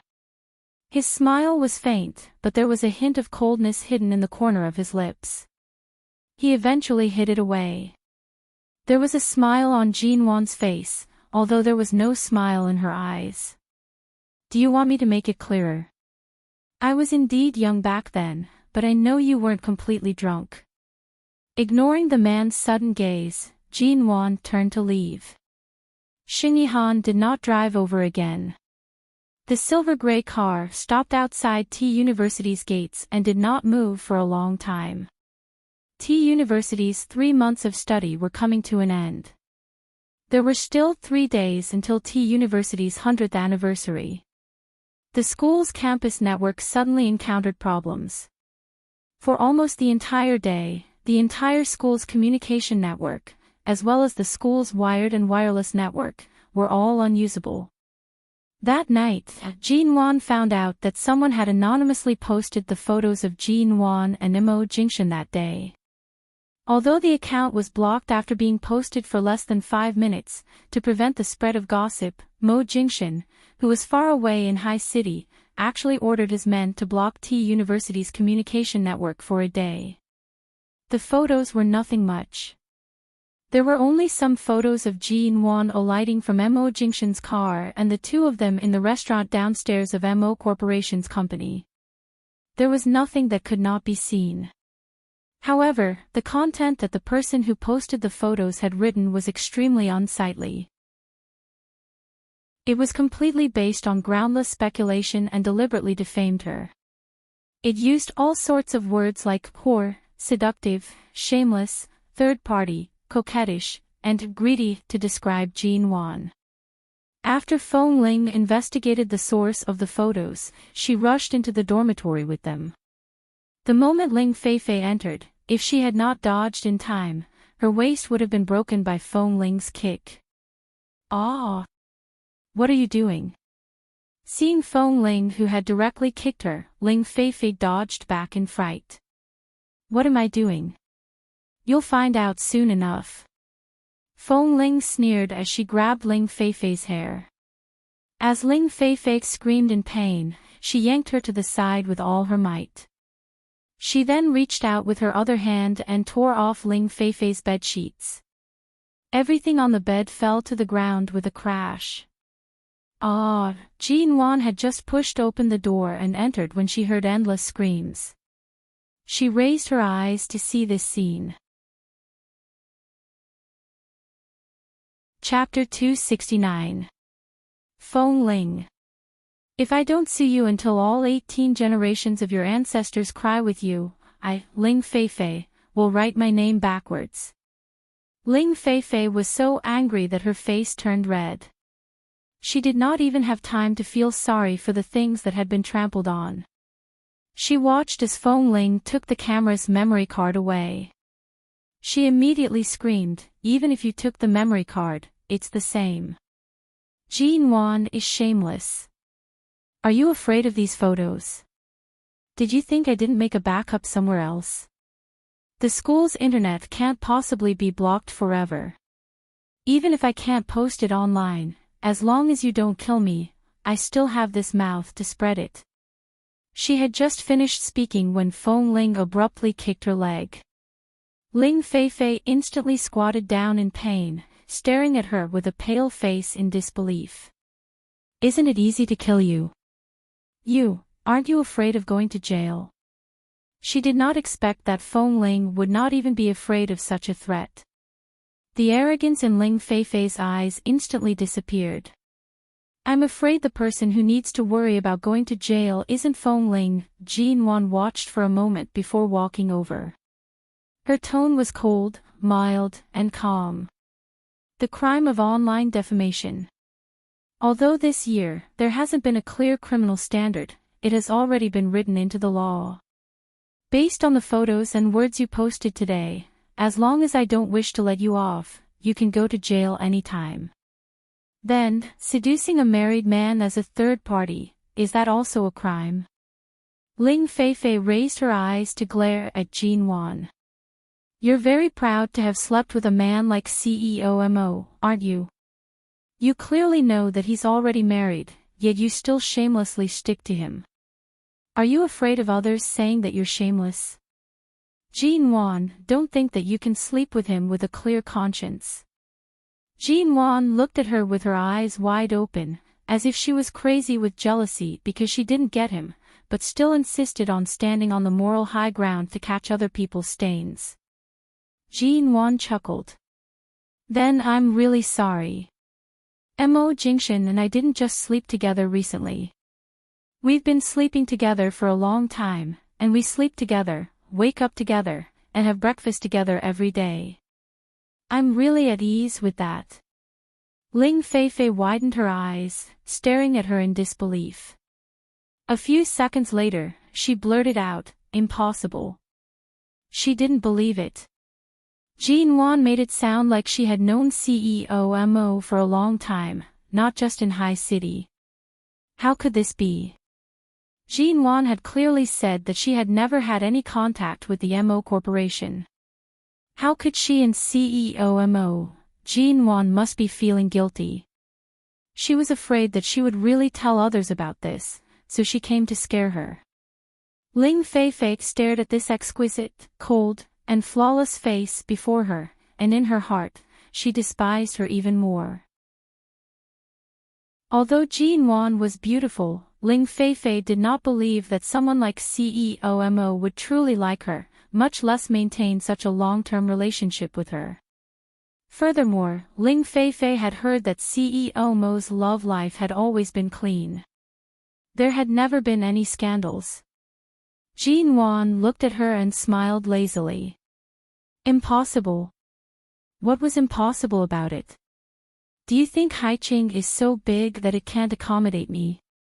Or could it be that Mo Jingshan's bed could not accommodate me? Can't the gentleman you see in front of you have a normal sex life? Could it be that he can only fall in love spiritually and doesn't need a woman to sleep with him? Ling Feifei's face flushed from her words. She couldn't tell if it was out of jealousy or anger. You can even say such shameless words. Jin Wan, how despicable must you be to be able to entangle yourself with CEO Mo? Although Jin Wan was already extremely annoyed with her and could not be bothered with her, those photos and slanderous words had thoroughly angered her. The curve of Jin Wan's lips deepened. She casually said, in terms of despicability, how can I compare to you, Miss Ling? You took the initiative to run to the backstage of the stadium to look for him. In the end, you couldn't bring yourself to leave and drag me over, using the excuse that I'm from High City to get close to him. You just couldn't find a better opportunity to put your hidden thoughts into practice. You didn't even manage to touch a corner of his clothes. In the end, when you found out that I slept with him, you were so mad that you wanted to tear me apart and destroy me. But so what if you're angry? You didn't even receive a single glance from him. I'm warning you, it's fine if you jump around like a flea in front of me, but don't hang around in front of him. Let's not talk about whether you'll have the chance to hang around in front of him. Don't even think about those dirty thoughts in your heart. Otherwise, I'll only feel disgusted. I'll feel annoyed whenever I see you.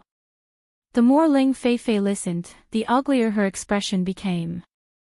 In the end, she was so angry that her hands were trembling. Jin Wan, didn't you just climb into his bed? How many times can you sleep with him? I'm afraid CEO Mo has already left T-City. After he leaves, what do you count as?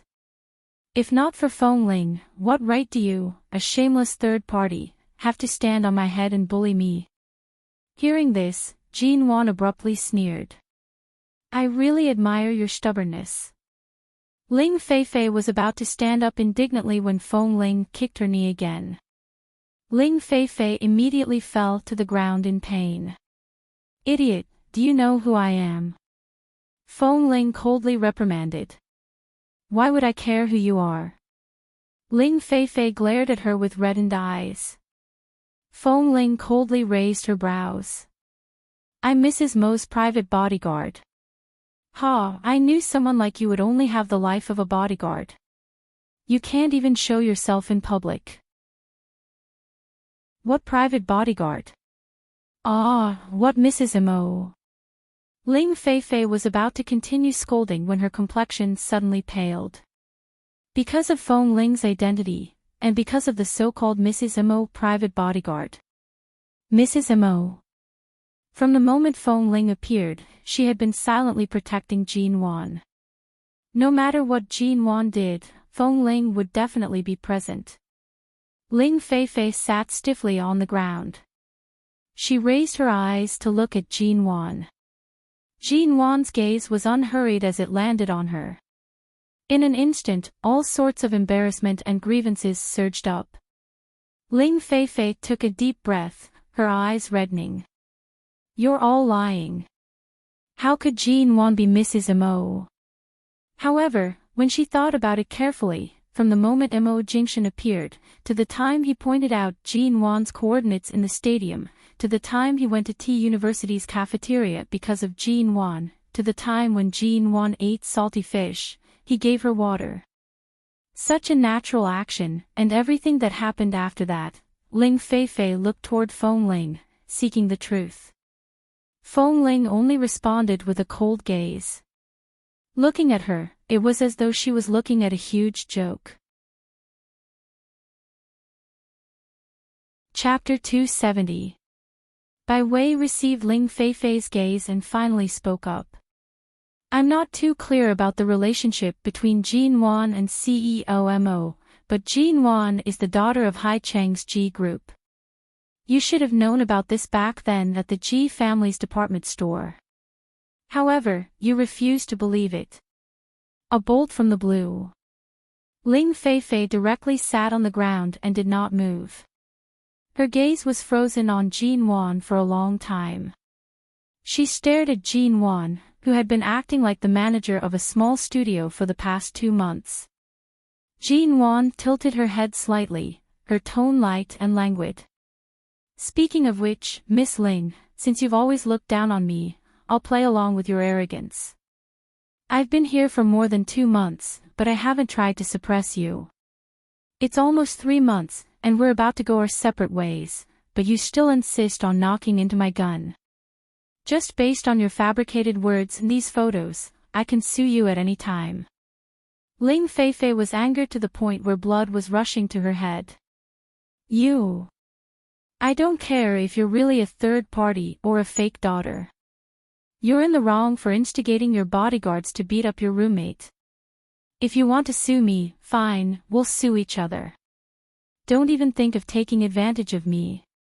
Do you have any advantages for me to take advantage of? Even if I ordered my bodyguards to beat you up, I've already reasoned with you. What about you? Did I ask you to take these photos, or did I beg you to follow me? Just these photos of us alighting from the car and having a meal, and you're able to come up with all sorts of stories. Your imagination is really rich, aww. From the start, I've never targeted you. You acting like a snob is your own problem. I don't need to trouble myself to correct your way of thinking. For the past 2 months, you've been yelling without using your brain. You've taken a few photos and posted them on the internet. I've let you off time and time again. Now, you're asking for it, understand? Jean Wan paused for several seconds. The curve on her lips deepened. Besides, you keep saying that I interfered in Mo Jingshan's marriage. You don't even know who I am. Don't you find it laughable? Ling Feifei's lips moved. However, when she saw Jean Wan's cold gaze, she recalled why someone like Mo Jingshan, who had nothing to do with the education industry, would come to T University. She finally understood. She bit her lower lip so hard that it turned white. She wanted to say something, but she couldn't. She could only sit in the corner of the dormitory with red eyes. She wanted to say that she didn't believe Jean Wan was really CEO Mo's wife, but she couldn't bring herself to say it. Feng Ling gave her a look that said, "You deserve it," and threw the camera's memory card to Jean Wan. "You said there are backups of these photos, right?" Jean Wan asked. "Then Feng Ling, and I won't stand on ceremony with your computer and other electronic products in the dormitory. There aren't any backups. The only backup is this memory card." Ling Feifei choked as she spoke. She glanced at Jean Wan timidly. Jean Wan directly snapped the memory card and gave Feng Ling a look. Feng Ling picked up Ling Feifei's laptop as well. Ling Feifei was just about to stand up to snatch it back when her knees hurt so much that she fell back to the ground. She watched as Feng Ling opened her laptop and searched it. After confirming that the photos stored in the laptop had already been deleted by her guiltily, she then reformatted her laptop and tossed it back onto her bed. Only then did this matter come to an end. This matter could be considered to have come to an end with Ling Feifei. However, in the 5 minutes that the photos and posts were on the school's website, several people had seen them. For the past 2 days, some of the female students in T University had been discussing this matter in private. 2 days later, it was T University's 100th anniversary. Aside from T University's school leaders, teachers, and students, there were also many famous figures in the education world. The atmosphere tonight could be described as extremely grand. Ling Feifei no longer dared to provoke Jean Wan. She did not even dare to continue staying in the dormitory. She directly moved out. That night, she wore a gown and stood together with the other girls in Professor Lin's class, standing far away. When she saw Jean Wan, Bai Wei, and Feng Ling enter together, she only glanced in their direction. Her gaze landed on Jean Wan's gold-plated gown. With one glance, she could tell that the design was low-key and gorgeous. Everything proved that Jean Wan was indeed not the person in charge of a small studio that she had always thought she was. Ling Feifei could only suppress her anger in her heart and did not dare to approach. However, earlier on, there were already several female students quietly discussing whether Jean Wan had really become CEO Mo's mistress. No matter what, Jean Wan's face would not look too good. The moment Jean Wan appeared, the whispering voices were suppressed. However, this did not affect the female students who stood together in groups of 3 to 5. One by one, they passed on the rumors, making it seem as though the rumors were true. Their gazes that landed on Jean Wan's side were filled with disdain, doubt, and disdain. However, tonight's theme was T University's 100th anniversary. After the ceremony began, the students all stood quietly in the luxurious and spacious venue until the school leaders finished their speeches and the cocktail party began. Bai Wei, Jean Wan, and Feng Ling sat at a quiet corner on the second floor, drinking champagne and chatting. All of a sudden, Su Yao, who had always been close to Ling Feifei, intentionally spilled the glass in her hand onto Jean Wan's beautiful gown as she passed by. Thankfully, Feng Ling reacted quickly and pulled Jean Wan to the side, preventing Jean Wan's gown from being dirtied. She turned to look coldly at Su Yao. "Are you seeking death?" "Yo, my hand merely slipped." It's not like the wine really spilled on her. That Ji Xiao-san hasn't even gotten angry yet. Why are you so anxious? Su Yao sneered. Clearly, Ling Feifei did not dare to tell others about her misunderstanding of Jin Wan because of her face. Her voice was not soft, and it immediately attracted the attention of the surrounding people. Right now, the school leaders were all drinking below the stage, and there was no one to preside over the situation. In an instant, everyone's gaze landed on Jin Wan. The rumors and slanders that had been spreading ever since the school's website was blocked seemed to be hidden in the various gazes of these people. Like sharp blades, they sliced toward Jin Wan's direction. I say, Jin Wan, from a glance, I can tell that your gown is expensive. Did CEO Mo buy it for you? As expected, you've hugged CEO Mo's thigh. You've been showing off quite a bit recently, haven't you? How does it feel to interfere in someone else's marriage? I really look down on people like you, ah. Suddenly, she felt a chill on her head, cutting off Su Yao's arrogant and cursing words. Everyone only saw a glass of champagne spilling from the top. Not a single drop was left, and all of it splashed onto her head. Then, it splashed onto her gown and dripped down. In an instant, she was in a sorry state. Su Yao raised her hand in shock to touch the wine on her head. The surrounding people were even more shocked.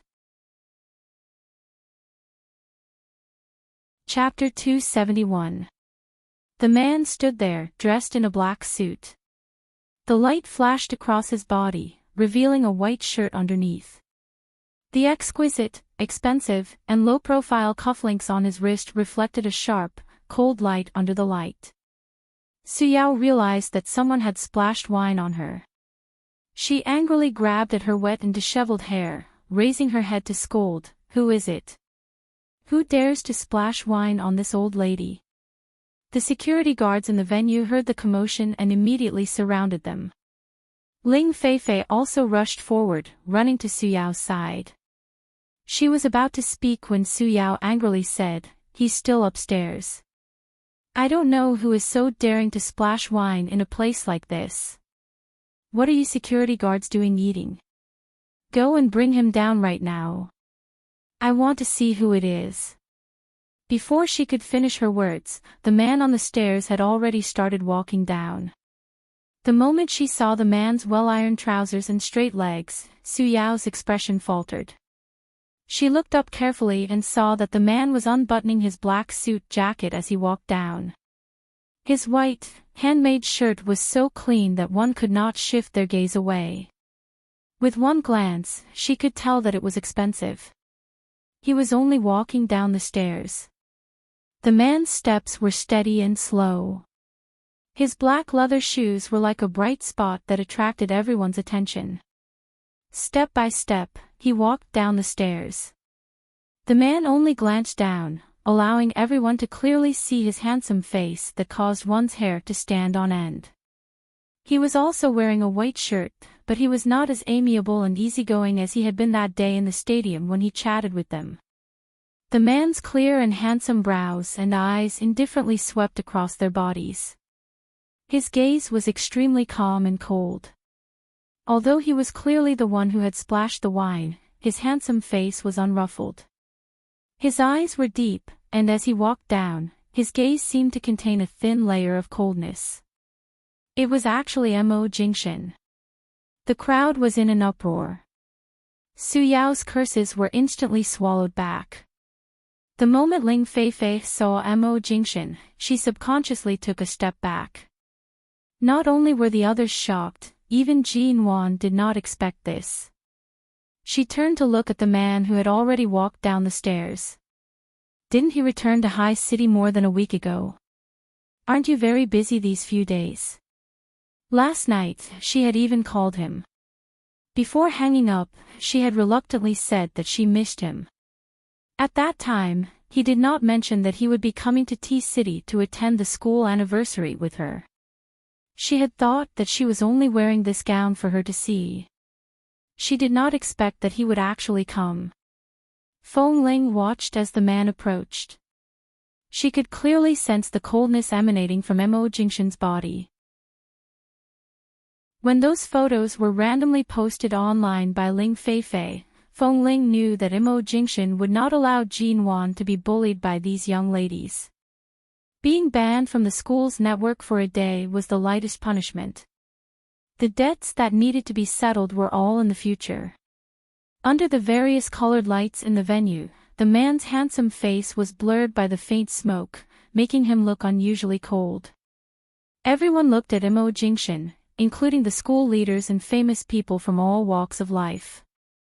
They had invited him several times but never received a positive response. They didn't expect that he would really come. Mo Jingshan approached Jin Wan. When he paused, he looked at her hand that was gripping the wine glass. His clear voice slowly said, "Pour it back." Jin Wan's expression faltered. She turned to look at the trembling Su Yao and the pale-faced Ling Feifei. Earlier, Su Yao did not actually pour the wine on her. However, if Feng Ling had not reacted quickly, it most likely would have been splashed on her. Su Yao opened her mouth and muttered, "CEOMO, aren't you being too biased towards her? Could it be that people from the upper class like you can be so high-profile even when you're having an affair?" Mo Jingshan's long and slender fingers caressed the empty wine glass in his hand. He chuckled coldly and placed the glass down. "Affair? My marriage and feelings have always followed Jin Wan's path. I've never deviated from it. How could I have an affair?" Su Yao did not understand. She looked at the calm and composed Jin Wan in confusion before turning to look at the pale-faced Ling Feifei who was hiding behind the crowd. Right now, Ling Feifei really did not dare to speak. From Mo Jingshan's words, she clearly understood the truth. Jin Wan was indeed his wife. His words could not be any clearer. A school leader could not bear to watch any longer. He furrowed his brows and said, "What are you girls thinking about all day? Miss Ji has always been CEO Mo's wife. It's just that she doesn't like being an idle rich wife at home. That's why she started her own business and took time out to learn business management. How on earth did she hinder you? Why are you making a ruckus here?" In just a few seconds, not only did Su Yao's expression change greatly, everyone who had secretly doubted and discussed Jin Wan's gossip also stared in Jin Wan's direction in disbelief. It was not that she had never been in such a crowded situation before. However, most of the people here were students who were not familiar with her. For a moment, Jin Wan was slightly uncomfortable. Mo Jingshan's hand immediately gripped hers. The moment those incredulous gazes saw the way he gripped Jin Wan's hand, they became even more astonished. No wonder Mo Jingshan would suddenly contact and cooperate with T University. It turned out that it was because Jin Wan was here. Based on this, if not for Jin Wan, T University's century-old library would not have been rebuilt so generously. After all, this was not a small sum of money. No company in the country would be willing to fork out such a sum. However, the immeasurably virtuous construction of this historical library could be said to be entirely due to Jin Wan. In an instant, the students who were unaware of the truth did not dare to speak further. Instead, they looked in their direction with envy and admiration. Only people like Ling Feifei and Su Yao felt as though there was a thorn in their backs. They could not wait to disappear from this place. "You're really CEO Mo's wife?" Su Yao was still somewhat confused. Ling Feifei, who had clearly been inciting her to target Jin Wan, was currently hiding far away.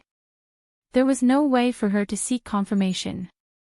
However, from Ling Feifei's attitude, it was likely that she already knew. That was why she was hiding so far away. "No matter who I am, even if I'm really the manager of an unremarkable small studio, it's not your place to point fingers at me." Jin Wan's red lips moved slightly. Her tone was slow and calm. Just because I'm not Imo Jingshan's wife, I can allow you to slander me and ruin my reputation. This is all I heard from Ling Feifei, and those photos. The photos on the school forum were all of Ling. Chapter 272. Su Yao immediately choked. She knew that she was in the wrong and did not dare to say or do anything else.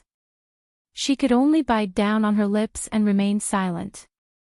However, her eyes were slightly guilty as they glanced at the wine glass in Jin Wan's hand. She was worried that Jin Wan would really pour this glass of wine on her again. Earlier, the glass that President Imo poured on her was already enough to embarrass her.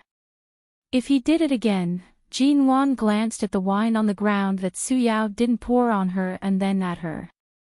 I didn't intend to make it so big, but I'm a person who keeps a low profile when it's time to keep a low profile, and when it's time to take revenge, I'll return the favor. Su Yao immediately stiffened. She did not know what Jin Wan was planning to do. Everyone watched as Jin Wan gently swirled the wine glass in her hand and slowly approached Su Yao. She raised the glass slightly and began to pour the champagne from her waist. When the champagne flowed down her skirt bit by bit, Su Yao only stood there, not daring to move. Her lips had turned white from biting down on them, and her eyes did not dare to glare at Jin Wan. Jin Wan glanced at the wine that flowed down her skirt. Her gaze suddenly shifted to Ling Feifei, who was hiding behind the school leader. It's quite a pity for this wine to flow down like this. Miss Ling, do you want to come over and drink a few drops? By drinking a few drops, it was clear that she wanted Ling Feifei to come over and drink the wine that flowed down Su Yao's skirt. Just as everyone was wondering why Jin Wan was targeting Ling Feifei, Jin Wan's red lips moved slightly.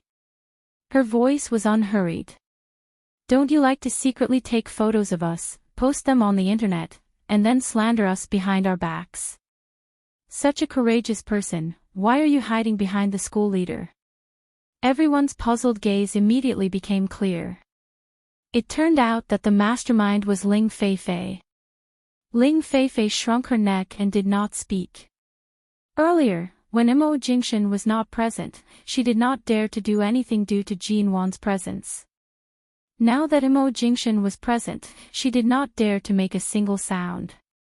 She just bit her lip and stood behind the school leaders. When everyone's eyes were on her, she buried her head even deeper. The school leader frowned and asked, "Did you really do such a thing?" Ling Feifei shook her head forcefully, but she did not dare to lie. In the end, she turned pleadingly toward Bai Wei behind Jin Wan, hoping that she would speak up for her on account that they were roommates. However, Bai Wei's disdainful gaze lingered on her face. In the end, she only coldly curled her lips, her gaze seemingly telling her that she deserved it. In an instant, she had mysteriously become the target of public criticism. Ling Feifei's initial goal was to make Jin Wan infamous in the school. She wanted Jin Wan to be too embarrassed to even attend the school anniversary party. In the end, this was the result. After all, this was T University's 100th anniversary. This small interlude was only a small conflict between the students. The activities for the school anniversary continued. Due to Imo Jingshan's personal arrival, the school leaders' faces were all flushed red. One by one, they introduced each other to Imo Jingshan. The last event of the school anniversary was a student-themed event. The school leaders and T University students played all kinds of indoor games, which were similar to the shiatsu massage mat that would be popular 10 years later. There was also indoor rope skipping, indoor tug-of-war, indoor doll snatching, drumming, passing flowers, and truth or dare. The laughter of all kinds of game participants rose and fell in the venue. Professor Lin's students first played tug-of-war. Jin Wan side won one round. Next, they played indoor sprints. Jin Wan removed her shoes and stepped on the side of the massage mat. The pain immediately caused her to pull her foot back. This thing was even more powerful than the shiatsu mat 10 years later. It was made of various small stones piled together to form a sharp edge. The referee's whistle abruptly rang. Jean Wan immediately endured the pain and rushed forward. She lifted her skirt and ignored the pain in her feet as she ran forward. The finish line was less than 60 meters away. However, the pain was excruciating. After much difficulty, she finally reached the finish line. In a group of 5, Jean Wan was in second place. At the finish line, Jean Wan's feet lost balance.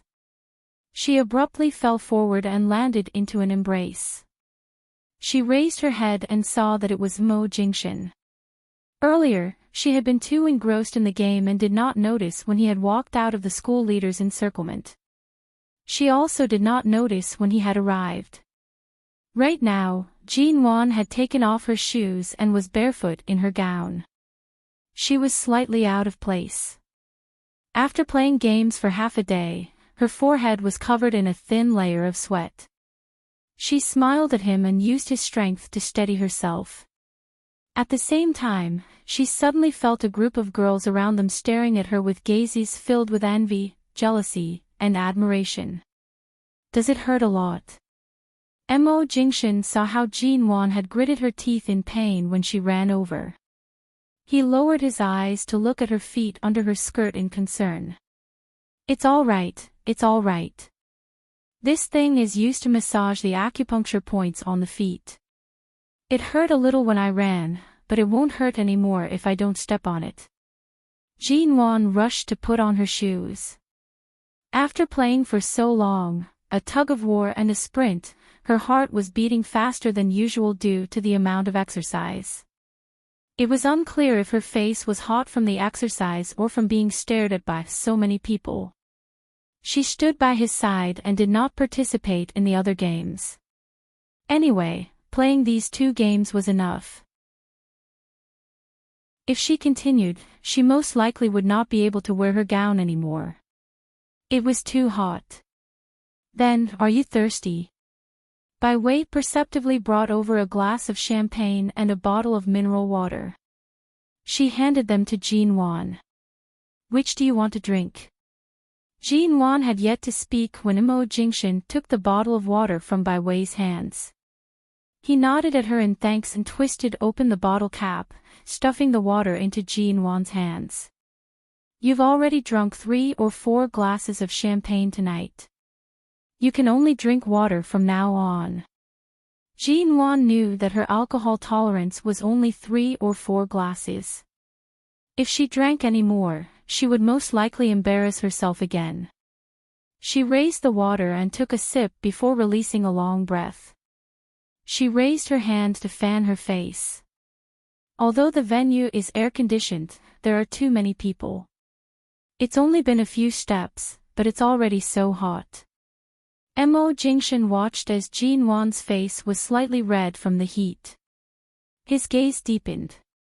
At this moment, someone in the crowd was planning to take the opportunity to speak to CEO Mo and see if there were any opportunities to work together in the future. However, before he could speak, the surrounding students and school leaders who were still playing games had yet to recover from the atmosphere. In the next second, everyone heard a shrill scream. They turned to see the rumored cold and aloof CEO Mo suddenly encircling Jean Wan in his arms, bending down to kiss her lips. Jean Wan had yet to react and the lights in the venue suddenly shone in their direction. She subconsciously raised her eyes and saw that Mo Jingxian had blocked the blinding lights. The white light before her eyes abruptly disappeared, and the sky turned dark. The sun and moon seemed to have lost their light. Chapter 273. The surrounding crowd erupted in screams. Regardless of whether it was the students or the school's leaders, they were all stirred up. Someone from the organizer started the uproar, and the big screen in the venue, which was only used for monitoring, suddenly cut to the 2 of them, allowing everyone to clearly see the scene on the screen when Mo Jingxian suddenly took Jean Wan into his arms and kissed her. Everyone was shouting, and waves of people came closer, completely surrounding them in a circle. They even raised their phones to take pictures of this scene of dog abuse. Jin-won, who was already having difficulty breathing due to the heat, instantly felt her face heat up. She subconsciously tried to push him away but was unable to do so. Ah! She was going crazy. Mo Jingshin was usually even more low-key than her. Was he abandoning his cold and aloof persona? It was one thing for him to bully Qin Siding and Xia Tian, but this was T University's anniversary celebration. Thousands of people were present. What the hell was on the large screen? Why could she see it on the large screen? Jin-won really could not push him away. There were simply too many people around. When the man finally let her go, Jin-won directly buried her face into his shoulder, not daring to show her face again. Fong Ling, who was standing by the side, revealed a rare smile. She scanned the crowd and saw that Ling Feifei's disinterested expression was ashen, as though she had completely given up. Fong Ling finally shifted her gaze away with a cold smile. It was just a kiss. For a married couple, this was all too common. However, for many of the youthful students, especially on T University's 100-year anniversary, it was a historic moment. Mo Jingshin did not say anything to the surrounding people. He held the bashful Jin-won in his arms, holding her waist. Didn't you say that the honeymoon period is over? Why are you so shy? Jin-won's face was burning in his arms. There are too many people, Mo Jingshin, your legs have gone soft. Jin-won, a little, Mo Jingshin, shall I carry you back?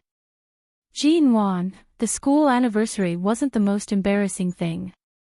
What Jin-won was afraid of was being intercepted by a group of Mo Corporation's fans or fangirls after the anniversary. Sure enough, when she went to the upper room of the venue to change out of her gown and was about to leave with Mo Jingshin, there were already many people waiting at the main entrance of the venue.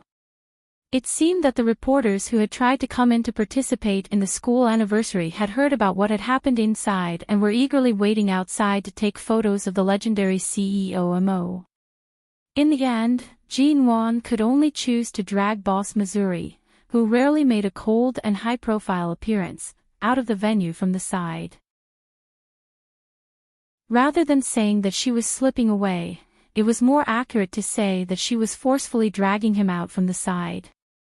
The man laughed as he watched her act like a thief. Jin-won, on the other hand, kept her waist bent, as though she was avoiding some paparazzi as she quietly walked out. The side entrance was not as wide as the main entrance.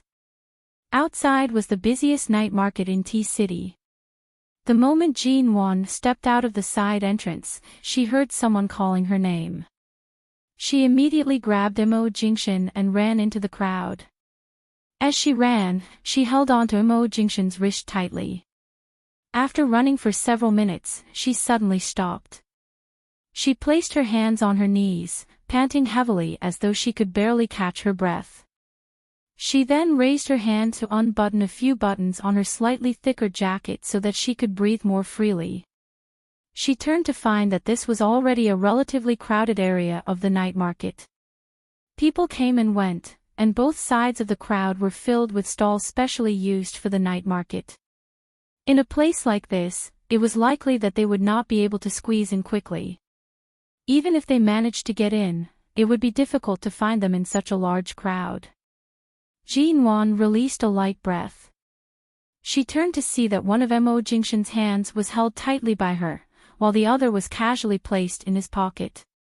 He lowered his eyes to look at her panting heavily after running for several minutes and looked at her with a hint of a smile on his face. Your sport cells are so undeveloped, yet you're still trying so hard to pull me along. Jin-won took a long time to catch her breath. She straightened her body and looked back before glancing at him from the corner of her eyes. Isn't that because we played games in the venue earlier? There were too many people, and it was too hot. You're the best. You ran so fast with me, yet you're not even panting.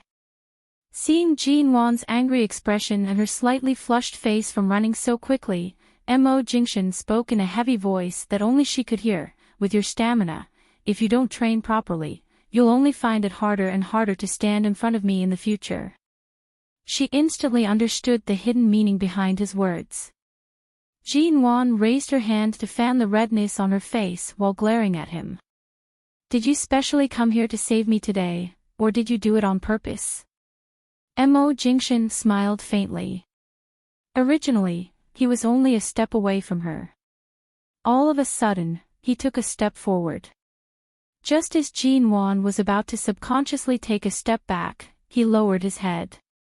Jin Wan was instantly forced back by this oppressive angle. She could not help but bend her waist. At the same time, the man's arm was wrapped around her waist. He pressed her into his embrace, and her entire body was pressed into his embrace. You've gotten a bargain, yet you're still acting innocent. Who was the one who said that if the gown is too beautiful, you'll feel a little lonely attending the school anniversary alone? Ah. Did I say that? You said it with your eyes. I specially took a night to fly here. Tonight, I'll fly to High City, and tomorrow morning, I still have to fly back. It's fine that you didn't even express your gratitude, but now you're even blaming me for a kiss. Was that a kiss? There were so many people at the venue. She had yet to finish speaking when the man's lips pressed closer once more. Do you want to try kissing me here again? Jin Wan's gaze immediately shifted to the side. She saw the envious gazes of the passers-by and rushed to take a step back. She raised her hand to cover her slightly red face, feeling extremely embarrassed. But I really didn't expect there to be a night market here. Jin Wan turned back to look at the various food and clothing stalls on both sides. She suddenly sniffed hard and furrowed her brows. What's this smell? Why is it so smelly?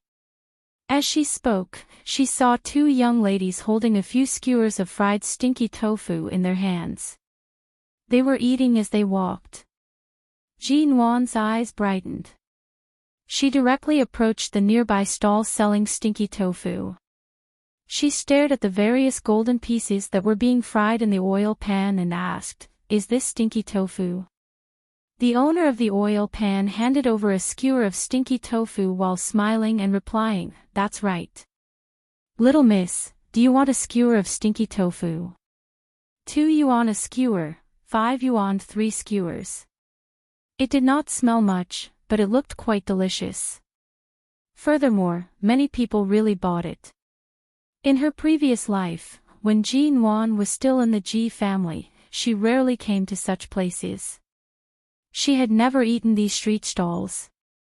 In the later years, even if she had the opportunity to pass by the various night markets, she did not have the spare money to eat at the roadside stalls. Chapter 274. Jin Wan saw that there were many people who came to buy and wanted to try it even more. She turned back to look at Mo Jingshan, who was standing slightly further away because of the smell. She walked back and said with a smile, "Do you want to eat?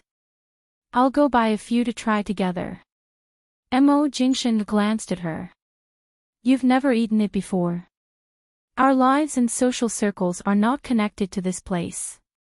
How would we have the chance to come to the night market? Just like how you don't have the time to stroll around here. How would you have the chance to eat this?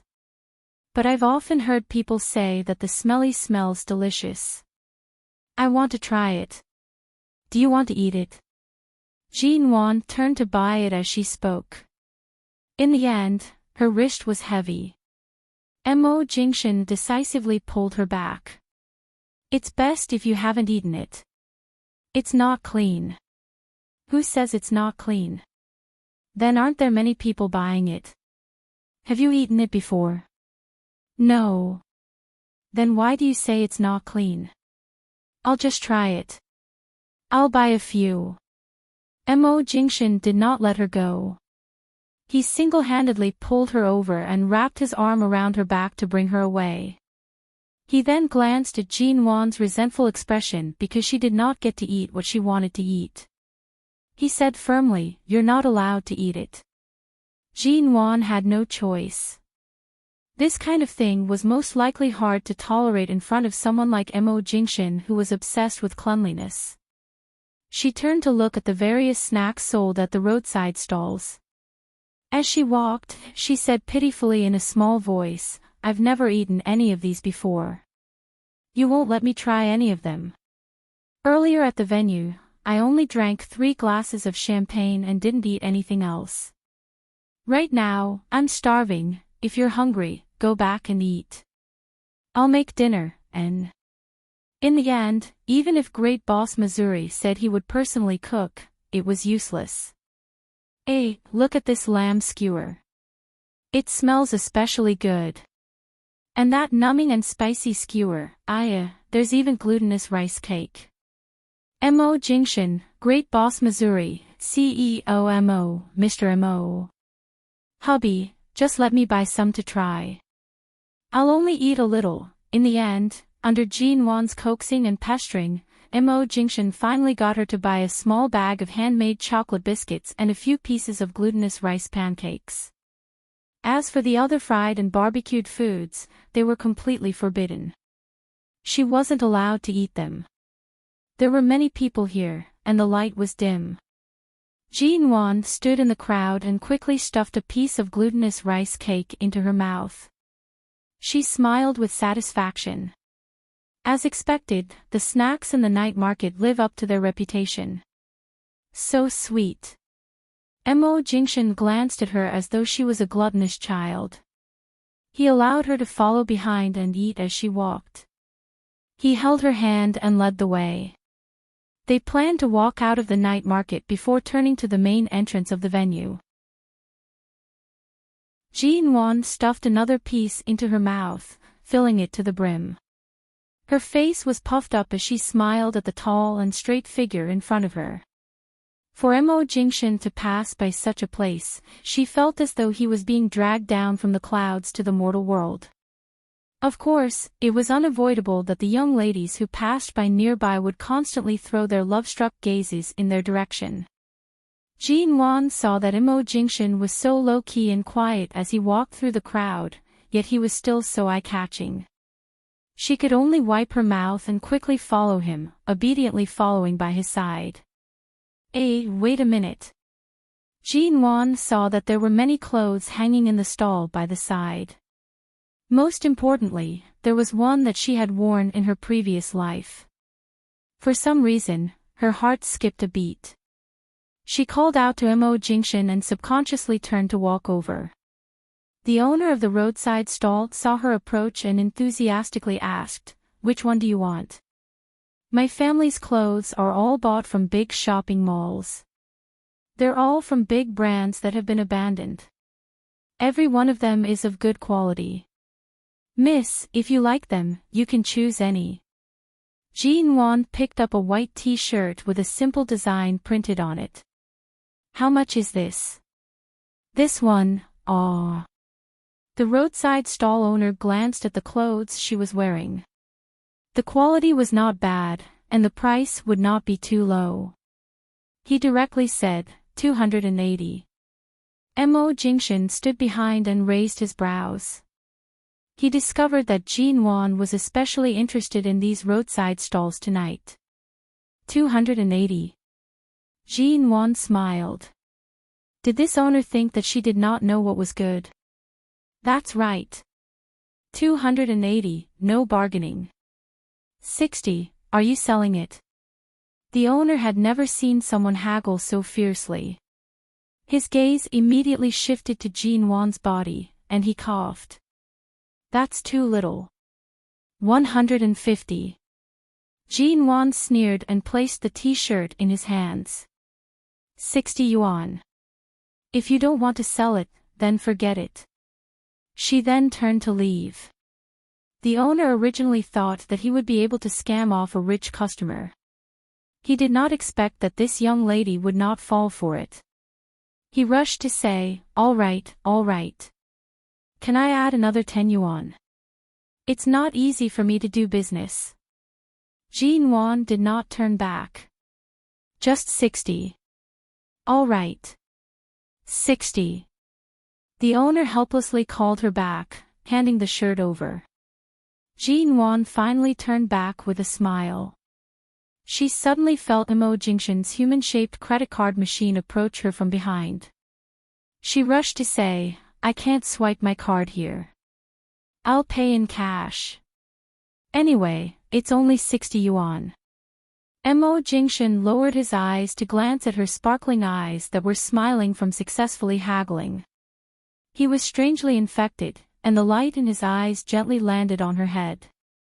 T-City's night was not as cold as High City's winter. The air was only slightly chilly, and the people coming and going reduced the chill by several degrees. The surroundings were bustling with activity. Especially the night market, which was hung high up with colorful lanterns. It was extravagant and tacky, yet exceptionally down-to-earth, symbolizing the warmth and excitement of this place. How is it? Does it look good? Jin Wan gestured the shirt in front of her. Imo Jingshan watched her happy expression, and the corners of his lips curved up. He chuckled softly. You've never come into contact with a place like a night market before. Tonight, aside from the snacks, you're actually especially interested in these clothes. Jin Wan's head leaned against his arm. It's not that I'm interested in the clothes, but I'm especially interested in haggling with these roadside stall owners. Let me tell you, I've already gone easy on him earlier. Otherwise, I could have bought this shirt for 40 yuan. In her previous life, she had worn the exact same, ordinary cotton t-shirt. Back then, she had spent 40 yuan on it. Imo Jingshan sighed and smiled at her sudden desire to haggle. It's not like you haven't worn high-quality t-shirts that cost tens of thousands of yuan. Are you sure you want to wear this? It's not like I haven't worn it before, Jin Wan softly muttered. Imo Jingshan's footsteps paused, lowering his eyes to look at her. What did you say earlier? Chapter 275. Seeing that Imo Jingshan clearly did not want to eat it, Jin Wan brought the biscuit closer to his mouth. Just one bite. The man had already given in to her childish actions countless times. This time, he unsurprisingly gave her face and ate the biscuit. How is it? Does it taste good? It's all right. Boss Missouri meant that it did not taste bad. It could also be interpreted as delicious. Imo Jingshan naturally knew that she was gloating right now and let her be. When the two of them walked out of the night market, it was already very late. The night market was very long. Although Jin Wan had brought daily clothes that could be used to change into her gown, she was still wearing the pair of high heels that matched her gown. Her feet were already aching when they ran out of the venue. After walking such a long night market, her feet were in so much pain that they did not feel like they belonged to her. Did you come straight to the venue after landing? Didn't you drive? Jin Wan looked at the crowd and cars at the end of the night market. It seemed like it was difficult to hail a taxi here because there were too many people. I didn't drive. Then how are we going back? Jin Wan looked at the sea of people. There were almost no empty cabs. This was not T University. It was just a venue in the city center that T University had chosen to hold its 100-year anniversary celebration. From here to T University in the condominium, it would take at least half an hour to hail a taxi. However, it was impossible to hail a taxi here. There aren't many people at the plaza by the main entrance. It's more convenient to hail a taxi. The plaza by the main entrance. Jin Wan turned back to look in the direction of the venue. This place was already very far away. If they were to circle to the main entrance, she would see the long streets and streetlights in the distance. Her feet began to hurt even more. Mo Jingshin lowered his head to take a look. Your feet hurt. It's alright. These high heels that match the gown are slightly higher than normal shoes. It's not convenient to walk, Jinwon answered casually. The man smiled mildly. Seeing that she was clearly in so much pain that she did not have the courage to continue walking, yet still wanted to save her face, his thin lips curved into a light smile. It's not like I'll laugh at you if you say it hurts. Why are you still trying to act tough? What else can I do if I don't act tough? I can't possibly sleep on the streets, right? Furthermore, my apartment is in T-City, which isn't too far away. There's no need for me to stay in a nearby hotel. Besides, I don't have my ID card with me, so I can't even enter the hotel. Jinwon carried the small bags in her hands and raised her leg, attempting to relieve the pain in the soles of her feet. And it's already so late. Even if I call your driver over, he's probably already resting. I'd better take a taxi. Before she could finish speaking, she suddenly paused, because the tall man had already squatted down in front of her. Come up. Jinwon looked at the crowd around her, then at the square far away from the main entrance of the venue, and then at the man squatting in front of her. Her lips curved into a sweet smile, and without a word, she leaned over his back. Mo Jingshin carried her on his back, striding forward. His steps were neither fast nor slow, steady and orderly. Jinwon wrapped her arms around his neck and pressed her face against the back of his neck. Have you carried anyone before? There was a hint of amusement in the man's voice. Of course not. Your fiancée in America didn't carry her either, did she? No. Jinwon wanted to ask more, but she remembered that he had previously returned to America to resolve this matter. Right now, there was indeed no need to mention this person, although she still did not know who that American woman was. She rubbed her face against his ear, asking softly, "Am I heavy?" He smiled mildly. "How heavy do you think you are?" "I usually eat quite a lot. Previously, I ate so much that I almost thought I was really pregnant. My weight must have increased by a few pounds." As she spoke, she hugged his neck tightly and lowered her eyes to look at the cheap white t-shirt in the bag in her hands. That was the t-shirt she often wore in her previous life when she was so poor that she could not even afford to buy clothes that cost 100 yuan. She asked softly, "You're so good to me. You don't even let me experience the slightest bit of pain and suffering. I'm almost spoiled to the point of becoming a glass princess. The kind that will shatter the moment I touch the ground." After a moment of silence, the man smiled mildly.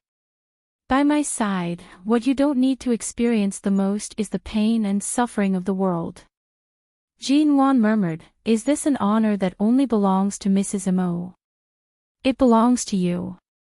It belongs to Jinwon." Jinwon leaned against the man's shoulder, her lips curling up. "Belong to her." The woman pressed her face against the man's, whispering against his warmth, "So, why is it me?" He did not speak. Mo Jingshin. N. On the long street at night, the two had already walked far away from the liveliness of the night market. However, there were still cars passing by quickly. The distance between the quiet and the liveliness seemed to have been separated by the two of them. The world was vast, but the only thing in her world was his warm back. "You must have secretly fallen for me when I wasn't aware of it, right? Otherwise, how could you have agreed to marry me so easily, and how could you have always treated me so well?" The tall and straight man smiled. He did not reply and continued to walk forward with her on his back. "You've been carrying me for so long. Are you tired?" "And, tired. Then let me get down and walk by myself. It's not far from here to the plaza." The man did not put her down. Instead, his grip on her body tightened. "Lie down properly." Don't move. You already said you're tired. You haven't stopped talking the entire way. I'm tired from chatting with you. He actually disliked her for talking too much. When the two returned home, Jin-won rushed to change out of her shoes. Only then did she feel much more relaxed. After showering, Mo Jingshin lowered his head to kiss her face. Nwan. My flight is back to High City tomorrow morning. I'll be flying overseas the day after. After pausing for several seconds, he calmly added, I'll be back soon. When you finish your classes next week, I'll come straight to T-City to pick you up. Jin-won nodded. After a moment, she hesitantly made an "oh" sound. She felt that most of the things Mo Jingshin was busy with were not in the country. Furthermore, it had been a long time since she heard any news about Nanheng. Feng Ling's lips were also tightly sealed. She did not know what exactly Mo Jingshin was busy with. I'm worried about you returning to High City alone. Be good and stay in the condo for the next few days. Wait for me to come back next week. Have Feng Ling pack your things, and I'll come to pick you up, N. Jin-won did not question further. All right. Chapter 276. Jin-won nodded obediently. For some strange reason, she felt that Mo Jingshin's words today were much more than any other time. Where are you flying to this time? America? Or Japan? She asked subconsciously. He touched her hair and said softly, when I come back, I'll bring you a local gift. You'll know. A few days later, Jin-won received a call from Ji Hongwen. It had been 10 days since Ji Mengran disappeared. Ji Hongwen's voice was lower and older than usual. He didn't sound too depressed, but Jin-won knew that he hadn't been eating or sleeping well recently. Today was the anniversary of Jin-won's mother's death. It had been so many years, and the sadness had been covered by time. Jin-won habitually looked at the sky for a long time on this day, and then she received a call from Ji Hongwen. Nwan, Dad knows that you don't want to ask me too much because of Mengran. There are many truths that I plan to hide from you for the rest of my life. You will always be my daughter, and I'm not going to tell you those things until I die. If you don't want to tell me, I won't force you. Jin-won replied, I don't plan to find my biological father or recognize him as my biological father, and now Mingran's matter is pressing on your heart. You don't need to, it doesn't matter. Now that things have come to this point, deliberately hiding it will only cause harm. Your mother has been gone for many years. I couldn't hide what she told me. I didn't expect that Mengran would know and come to you to slander you. Ji Hongwen sighed heavily. Before your mother married me, she had a past. It was a past that she was forced into. She didn't love your biological father. Back then, I was also a young man who sacrificed my life for love. Even though your mother was pregnant, I still married her without hesitation. I promised to treat you as my own daughter.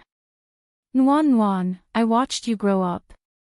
This father-daughter relationship is no different from the relationship between me and Mengran. Do you understand? I understand, Dad. Jin-won didn't expect that after so many days of silence, Ji Hongwen finally decided to tell her the truth. Now the burden on her heart was much lighter. At least she was no longer the only one who was kept in the dark. As for who your biological father is, maybe you will never meet him again in this life. Even if you meet him, I'm afraid he will never know of your existence. I don't intend to repeat these old stories too much.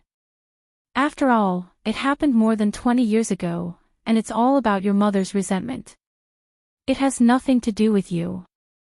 Nwan, I don't know. Jin-won's eyes were filled with tears. Dad, I've never denied your existence. We are the same as before. I won. And you won. And G won. And you won, right? Jean Wan's eyes welled up with tears. Dad, I've never denied your existence. We're still the same as before. I won't change, and you won't change, right? Yes. Ji Hongwen's voice was a bit hoarse from excitement. Good girl, I know Mengran is wrong. She has made many mistakes, and I have never been biased towards anyone. However, I have not heard from her for a long time. My mood has been affected, but I don't mean to ignore you. You are always my most beloved daughter. I know. Jean Wan's nose felt sour. She raised her hand to rub it, trying not to choke. She knew that Ji Hongwen had deliberately chosen this day to make things clear to her. Fortunately, there had never been any deep estrangement between father and daughter. Between people, the most terrible thing was to say nothing. Ji Hongwen said a few more words before hanging up. Jean Wan held her phone and stood by the window, looking out for a long, long time. Who was her biological father? Perhaps she would never meet him in this lifetime. Even if they met, the other party wouldn't know of her existence. When her mother was young, she was a very quiet and gentle woman. Jean Wan was too young to know much about her mother's past, but she really couldn't figure out how she could have been forced to marry someone before she got married. What kind of coercion was it? Was she forced to marry by force, or was she forced to marry by her elders? Or were there other possibilities? Ji Hongwen clearly did not intend to talk about these things. He only called to comfort her and tell her that nothing would change between them. He wanted to keep her as his daughter, and Jean Wan also wanted to keep the family she had lived in since she was young. Professor Lin's class only lasted for 3 months. This class ended before T University's graduation season. Although the short 3 months was not as long as other people's years, Jean Wan could be considered to have made a friend like Bai Wei. On the eve of their departure, the students in Professor Lin's class had a rare gathering. Although Feng Ling was a transfer student, she went along. Jean Wan did not drink. She sat on the sofa and chatted with Bai Wei. She talked about her experiences in the past 3 months and the possibility of working with Bai Wei's company in the future. Feng Ling had never participated in such an occasion before. She only occasionally looked at her phone and watched Jean Wan, not allowing her to drink. This class had a simple beginning and a simple ending. However, the process was exciting. Ling Feifei kept avoiding Jean Wan and sat far away from her. Feng Ling would occasionally raise her brows and glance at Ling Feifei, intentionally using her gaze to scare her. Ling Feifei was so frightened that she quickly used the excuse of feeling unwell to slip away. She did not dare to stay any longer. Jean Wan left T University with the results of her final test. The next day, she packed her luggage with Feng Ling in the condominium. Mo Jingshan said that he would pick her up and bring her back to High City today. She did not know if he would fly directly to T City or return to High City first before coming over. Jean Wan did not have much luggage, but it took her a long time to pack. She waited from dawn until afternoon, but Mo Jingshan did not appear. For the entire day, she did not receive any calls from Mo Jingshan. What time is it? Jean Wan locked the 2 suitcases and stood up, clapping her hands as she asked Feng Ling in the living room. It's past 5, Feng Ling replied. Only then did Jean Wan notice the passage of time. She turned to see that it was already evening and picked up her phone to look at the time. There were only messages from Xia Tian and Xiao Ba on her phone. They asked if she was returning to High City today or tomorrow and said that they wanted to arrange a welcome banquet for her. Her messages were bustling with activity. Many people had sent her various messages. However, there was no news from Mo Jingshan. Time passed bit by bit. 6 o'clock. Mo Jingshan did not appear, nor did he call. 7:00. There was still no sign of Mo Jingshan. At 10:00, her phone was silent. There was no sound of anyone opening the door. Jin Wan tried to call Mo Jingshan, but all she heard was a cold, robotic female voice indicating that the other party was not in the service area and could not be reached.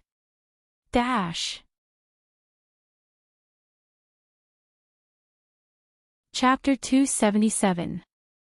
If Mo Jingshan was too busy to fly here these days, Jin Wan could fly back to High City herself. But why didn't he call her? Jin Wan waited until midnight, but there was no news. She thought maybe Mo Jingshan was on the plane back from abroad and the flight was a little long. She didn't get a call or a person, so she had to take a shower and go to sleep. The next morning, at 6:00, suddenly, Feng Ling's cell phone rang. Jin Wan heard her cell phone ringing. Although it was not her cell phone, she sat up abruptly. Feng Ling was sleeping in the guest room next door. When Jin Wan pushed the door open, she was already answering the phone, but her expression was serious and deep. Usually, Feng Ling rarely showed her joy on the surface. In an instant, Jin Wan instinctively felt something was wrong. After answering the phone, Feng Ling put down the phone and looked up at Jin Wan, who was standing at the door of the guest room. "Mrs. Mo, why did you get up so early?" Feng Ling fixed her eyes on her, and after 2 seconds of silence, she asked calmly. "I couldn't sleep. I heard some noise here, so I came to have a look." Jin Wan walked in and opened the curtains for her. She asked casually, "Who called so early in the morning?" "A brother who used to work at 11 base." Feng Ling's eyes were hidden in the morning light after the curtains were opened, and she looked at the time. "CEO Mo must be busy and can't come for the time being. Let's go to the airport now and return to High City today."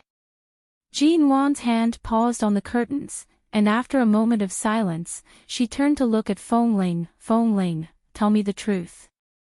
Did something happen?" Feng Ling didn't answer and got out of bed. "Let's have breakfast first. Mr. Mo said you must eat on time every day. Shall we order takeout or call the aunt to cook? Anyway, I don't know how to cook, and I don't think you can eat the food I cook. Tell me the truth. No matter what happens, I shouldn't be the one being kept from you." Jin Wan stared at Feng Ling's back and raised her voice, not giving her a chance to avoid it. Feng Ling paused and turned to look at Jin Wan. "Mrs. Mo, I believe Mr. Mo will come back. All you have to do now is to return to High City safely." "What happened to him?" Hearing the words, "I believe Mr. Mo will come back," Jin Wan's heart sank instinctively. Feng Ling would not easily say such words. Feng Ling looked at her for a moment and said, "Mr. Mo flew to Cambodia a few days ago. It's not peaceful there recently, and there are some gangsters lurking around there. Mr. Mo has lost contact with our people, and we can't find his location or signal. We only know that a group of border arms dealers also went there before the accident. I don't know if they met." Jin Wan stared at Feng Ling calmly. It took her a long time to digest her words and understand them in her heart. A gang that had a grudge in the United States. Mo Jingshan was a member of the Mo family. His foundation was so stable, and his business history had always been clean. There was no need for him to have any connections with the underworld. What exactly did he do in America in the past? Why would he go to Cambodia? Danger lurks in every corner of that place, and every step is dangerous. Landmines can be seen everywhere. The whole world knows about this. What's he doing there? "Mrs. Mo, I'm sorry. When Mr. Mo comes back, he will answer you in person. It's not convenient for me to say too much." Feng Ling answered softly, "But please believe me, as you said, Mr. Mo has always been clean. He has no dark history, but many years ago in the United States, the situation is a bit complicated. Although he didn't personally involve himself in the underworld, in the eyes of the gangsters and the competitors of 11 Base, Mr. Mo's life is worth tens of billions. They won't kill him easily, but if they really set up an ambush, they won't let him go easily. So you mean he can't come back now? Feng Ling paused and looked at her. Mr. Mo is missing. The people of the base have now gone to search and rescue, but no one knows what happened to Mr. Mo. He had lost contact with the signal before the accident. What are you talking about? It's impossible. He said he just went abroad on a business trip.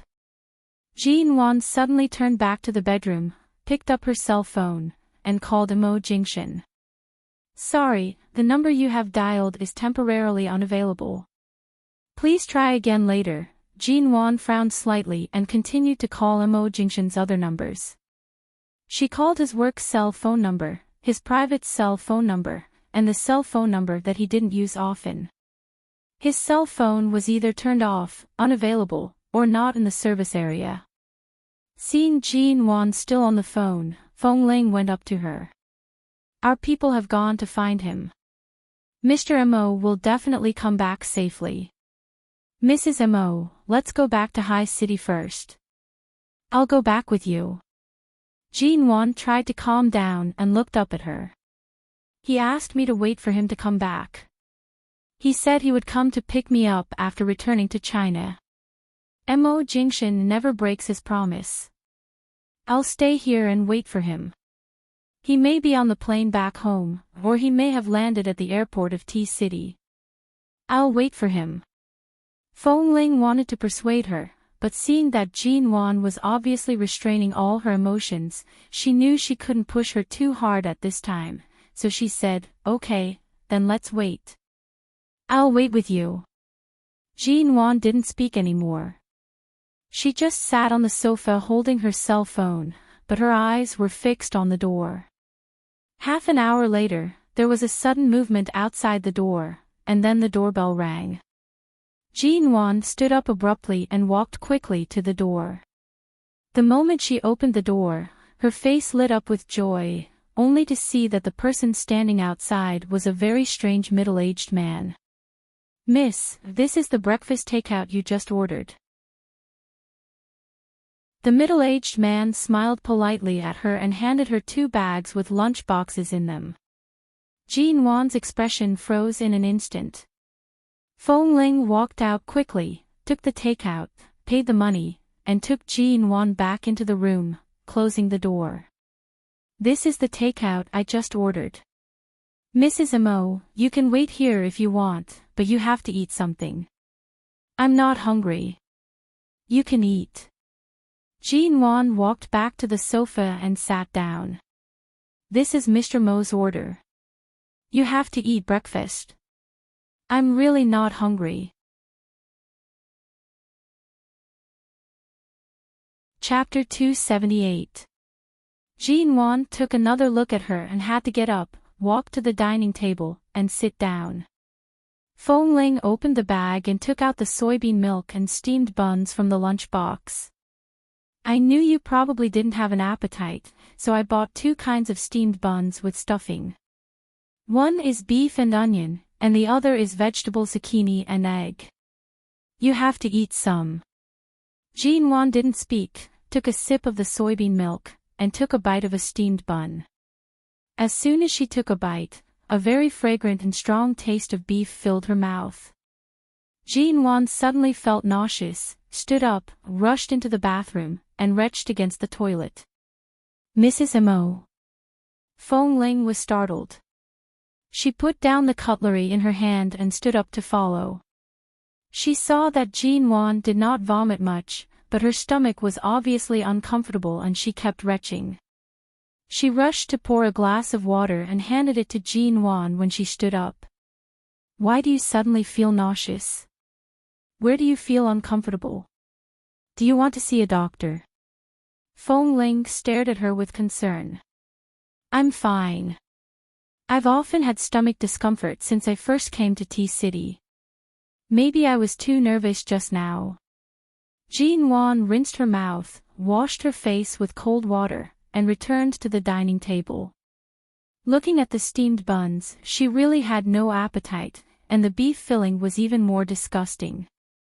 It was fragrant and clean, but it was disgusting. She didn't want to eat the steamed bun with vegetable filling either. In the end, she only drank half a cup of soybean milk, and then covered her stomach that kept tossing and turning, saying, "I really can't drink anymore.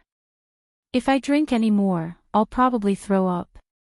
Seeing that Jean Wan really couldn't eat or drink, Feng Ling saw her drink half a cup of soybean milk and didn't force her. "Then go back to the bedroom and lie down. I'll buy you some stomach medicine, okay?" "No, I'll be fine in a minute. Let's talk about it when we go back to High City." Jean Wan returned to the sofa and sat down, which was facing the door, stubbornly sitting there and looking at the quiet door. From morning to afternoon, Mo Jingshan didn't appear. Jean Wan leaned against the sofa, holding a pillow, and picked up her cell phone again to make a call. His cell phone was still turned off, and no one answered. She let out a long breath and looked at the quiet door. "Mrs. Mo, is your stomach better now?" Feng Ling avoided the topic of Mo Jingshan and sat by her side to ask softly. Jean Wan didn't answer. After a long silence, she said calmly, "Feng Ling, let's go back to High City." Feng Ling paused, looked at Jean Wan's calm face, and nodded. "All right, I'll book a ticket." Jean Wan did not speak anymore. She leaned against the sofa and looked up at the apartment she had lived in for 3 months.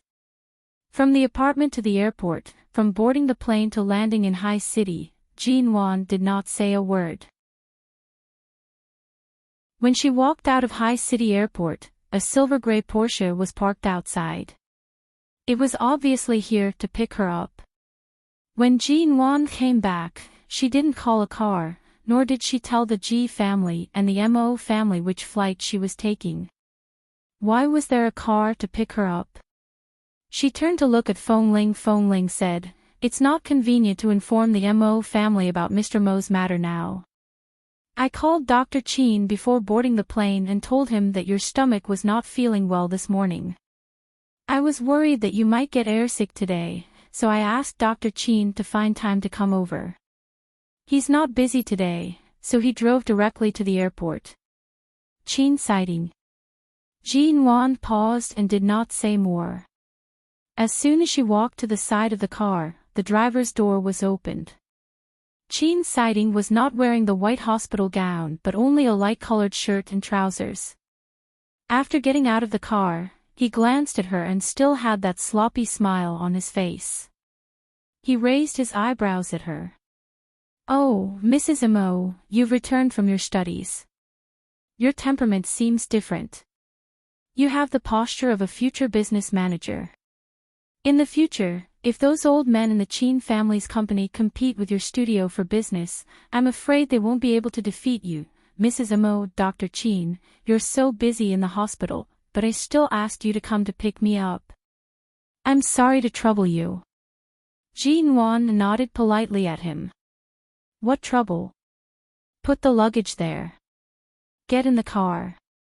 Qin sighting did not say more. He gestured for Jean Wan to get in the car and walked around the car to carry their luggage to the trunk with Feng Ling. Jean Wan originally wanted to carry the luggage herself, but the two's movements were nimble and quick.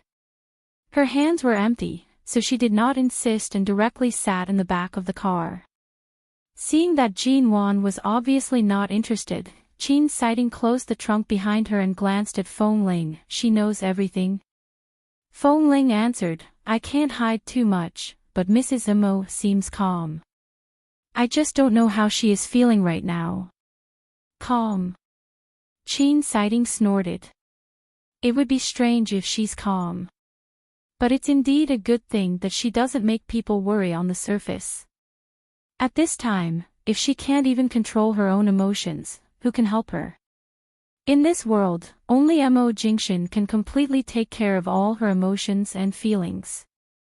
Now that Immerse is not here, she can only rely on herself.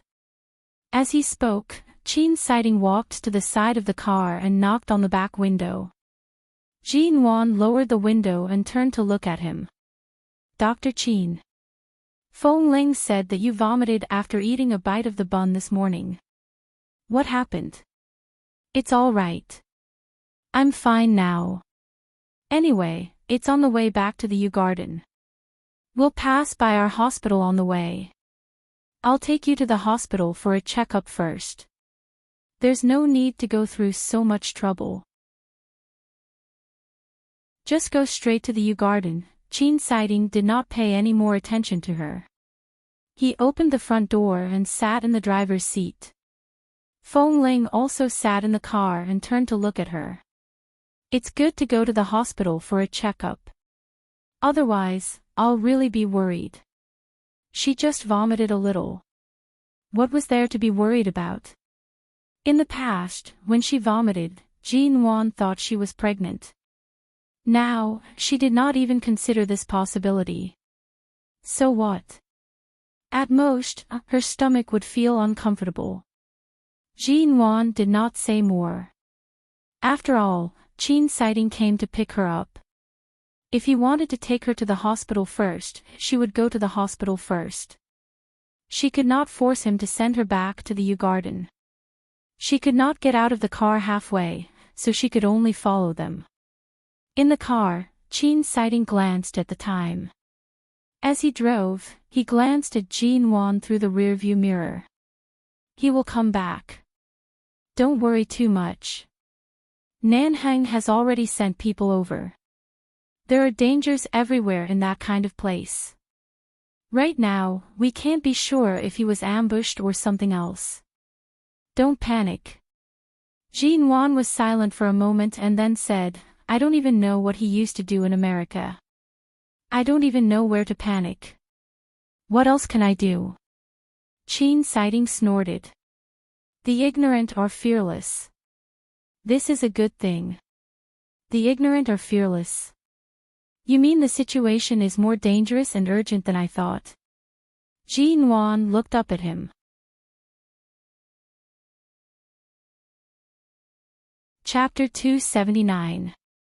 When they arrived at the hospital, Enchanting motioned for Feng Ling to accompany Jinwan to have a blood test. It was already past 9:00 in the evening, and the doctors in the hospital had already left work. Only a few doctors on duty were surprised to see Enchanting enter the door in casual clothes. Usually, Dr. Chen rarely came to the hospital during his rest time. But because of Enchanting, the doctors on duty quickly did several tests for Jinwan. Finally, when Jinwan walked to Enchanting's office with several test results, she suddenly heard Enchanting's voice coming from his office. Still no news. He has been missing for a day. According to his character, this kind of thing can't happen. There must be something unexpected. We'd better find him within 24 hours, or I'm afraid his life will be in danger. Hearing these words outside the door, Jinwan paused her hand on the door and did not immediately push it open. Then Enchanting's tone softened a lot. I'll take care of him at home. Jinwan has arrived in High City. She is calm. Feng Ling will accompany her. Then he gave some instructions. When Jinwan knocked on the door, Enchanting hung up the phone. Have the results of the tests I asked you to do come out? Enchanting turned his eyes to Jinwan, who came in. Jinwan nodded, walked over, and handed him the test results, asking, what do the HCG values on them mean? Enchanting hadn't seen the page she was talking about. The moment he heard Jinwan's words, he raised his eyebrows and abruptly pulled out the page. He glanced at it and then looked up at Jinwan. When was your last period? She couldn't treat Enchanting as Immerse's best friend. He was a doctor. It was normal for him to ask this kind of question. About a month ago. As soon as she answered this, Jinwan's expression suddenly froze. Her period should have come 2 days ago, but it was 2 days late. She was usually very punctual. A positive HCG value means that you are pregnant, Mrs. Mo. Qin Siding looked at her with a smile in his eyes. Jean Wan looked at him in surprise. Ah. What? Ah. Your HCG value is very standard. It's neither too high nor too low. It should be able to rule out ectopic pregnancy. I'll go to the obstetrics and gynecology department later. If there's no problem, your vomiting is just a reflection of early pregnancy. Qin Siding glanced at her other test results, turned to the computer, and helped her register for the gynecology and obstetrics department. He then turned to look at her, only to see that Jean Wan was standing there as if she had not reacted. What are you standing there for? He raised his eyebrows. I'm really. Jean Wan looked at him in disbelief. Pregnant? Qin Siding glanced at her with a smile. Do you think the laboratory in the hospital is a decoration? You haven't been pregnant for long. Judging from the time when your last period ended, it's only about 3 or 4 weeks. We can only find out through a blood test, but you're indeed pregnant. I just went to the hospital for a checkup more than 3 weeks ago. At that time, I was prescribed a lot of traditional Chinese medicine because my uterus was cold. Of course, you couldn't find anything 3 weeks ago. You're pregnant from the last period, and the traditional Chinese medicine to warm the uterus worked on you. Besides, during the period when you took the traditional Chinese medicine, you and Mo Jingxian should have slept together more than once. Jean Wan, indeed, they slept together more than once. Relatively speaking, they slept together very frequently, so just when she thought it might take a long time for her to conceive a child, she happened to be pregnant in those few days. It was a joy that she should be excited to share, but at this moment, there was no one around to share it with her. After Jean Wan went to the obstetrics and gynecology department, she did several related tests and finally confirmed that she was indeed pregnant, and it was early pregnancy. Because of the cold uterus, her body was more sensitive, and the pregnancy symptoms came earlier than most people, and her morning sickness was more serious.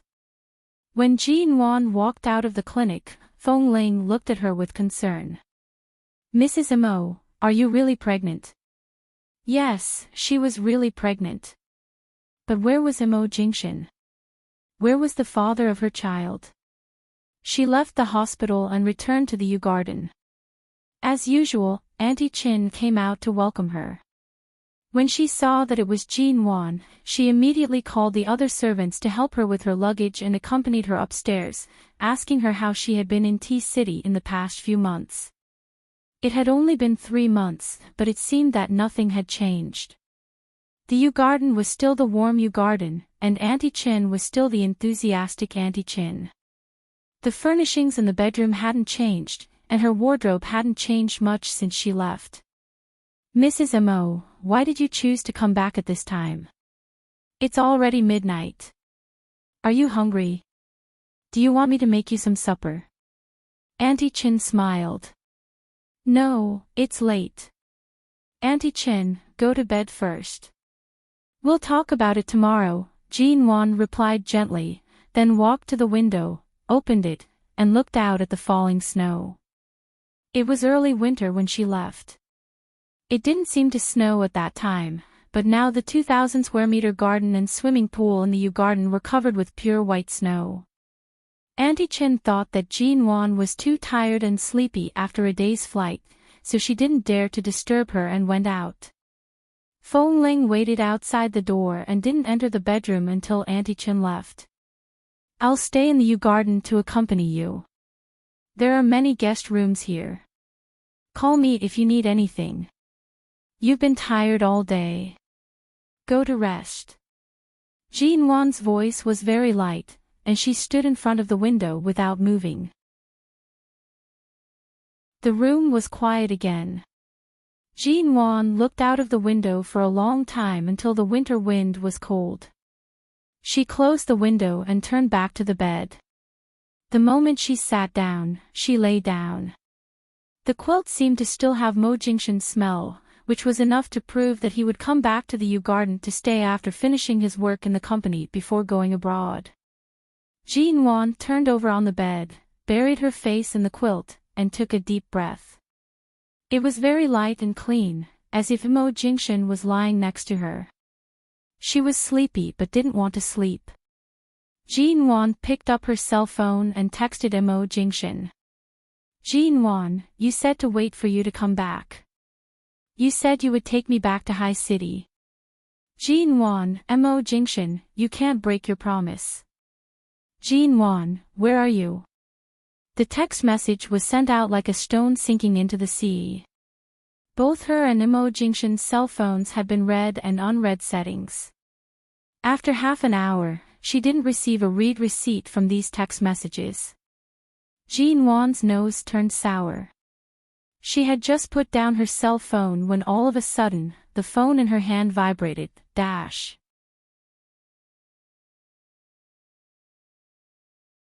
Chapter 280. Jean Wan abruptly lowered her head to look at the number displayed on the screen. The moment she saw it was really Mo Jingshan's number, she jumped up from the bed and quickly picked up the phone. Hello. The call went through. Jean Wan could hear the sound of the call being connected, but it was very quiet on the other side of the phone. She could vaguely hear the sound of breathing, which seemed to be a little far from the phone. Hello. Jingshan. Jean Wan clenched the phone. Where are you? Are you? Beep, the call was suddenly cut off in less than 5 seconds. Jean Wan froze and looked at the phone again. The call had been hung up. The total time of the call was 4 seconds. For some reason, Jean Wan's heart suddenly beat faster. Staring at the short call record, she suddenly rushed out of the bedroom, ran to the door of the guest room where Feng Ling was, and began to knock hard on the door. Feng Ling thought something had happened. When she opened the door, her sharp eyes glanced outside, but when she saw Jean Wan's expression as if something urgent had happened, she subconsciously walked out and looked behind her. What's wrong? What happened? Call, Feng Ling, Mo Jingshan just called me. Jean Wan pointed at the phone. Just now, a minute ago. Feng Ling looked at her in surprise and suddenly took her phone. Sure enough, she saw the call record. After a moment of hesitation, she decisively turned back to the room to pick up her own phone and make a call. Jean Wan followed her in and saw that Feng Ling had informed her of the call Mo Jingshan had just made to her. Then Feng Ling's phone suddenly received a software that Jean Wan had never seen before. Feng Ling connected the phone to the computer, installed the software, and quickly took the phone in her hand and connected it to the computer. Jean Wan stood aside and stared at the white map on the black screen of the computer. On a small map below, there was a striking red dot that flickered bit by bit until the red dot signal gradually weakened and disappeared. The moment Feng Ling saw the red dot, she made another call. I found Mr. Mo's location a few minutes ago. He is in the area about 5 kilometers east of Tunnel Sap Lake in Cambodia. The coordinates are accurate, and the signal has disappeared again. After the call, Feng Ling raised her eyes to look at Jean Wan. Thank you for your quick reaction. Before Mr. Mo's cell phone signal was blocked again, we found his last signal. Now our people will be there soon. Mr. Mo will come back safely. Jean Wan looked at the small map on her computer screen that no longer had a red dot. It was indeed a map of Cambodia. He called just now, but he didn't say anything. He hung up after a few seconds. Are you sure he's safe?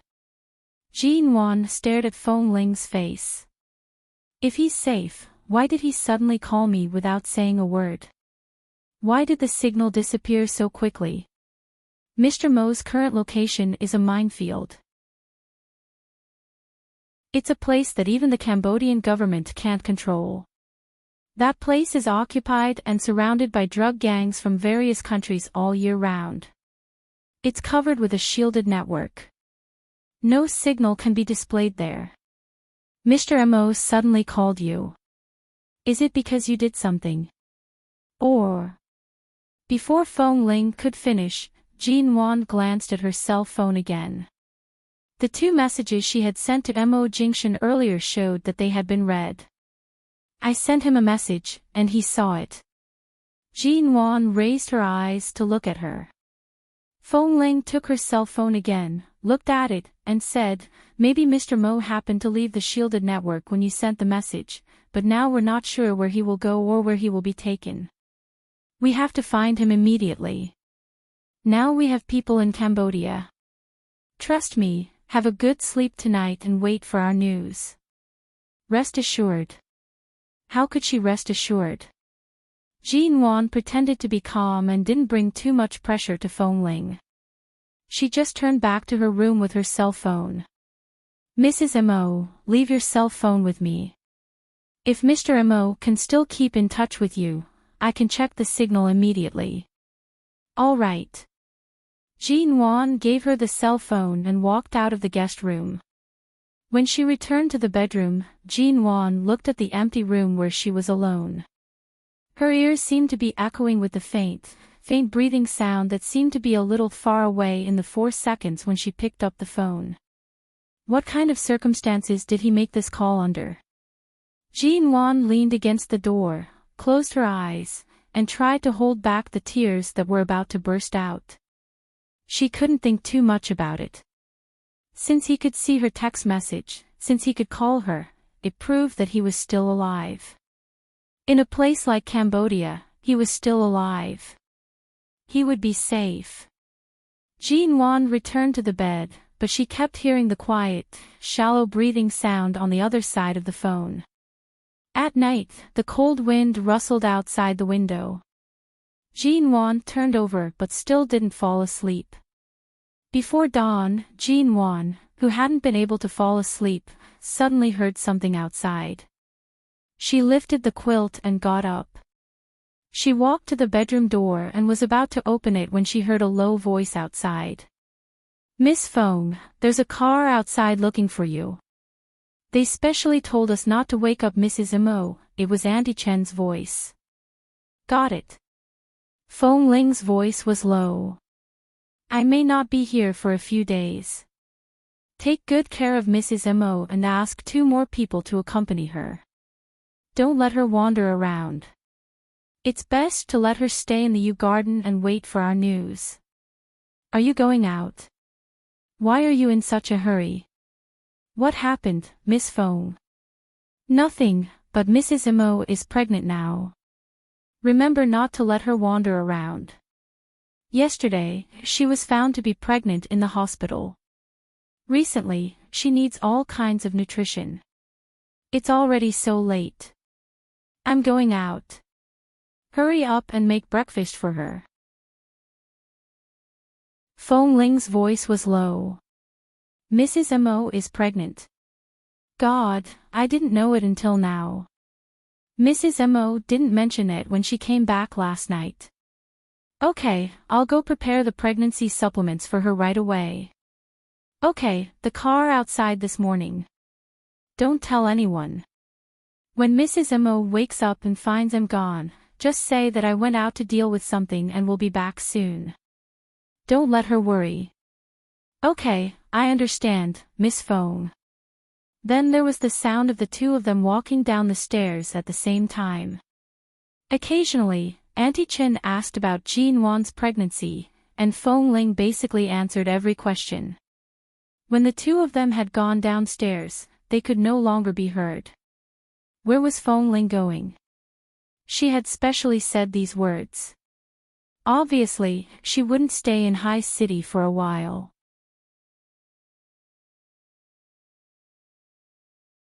Chapter 281.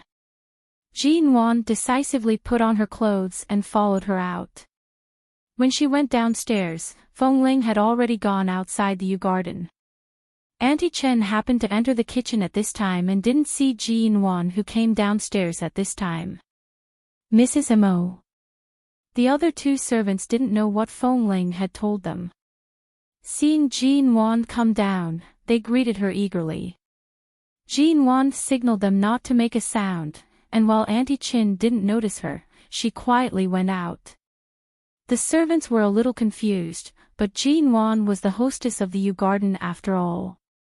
No matter how careful and sneaky she was when she went out, they didn't dare to ask. Jean Wan hid in the yard of the Yew Garden and saw Fong Ling get into the black car outside the gate. When the car drove away, Jean Wan took a look at the direction it left, turned around, and glanced at the other cars in the garage. Fong Ling had always been very sensitive. If she rashly followed it, she would soon be discovered. Half an hour later.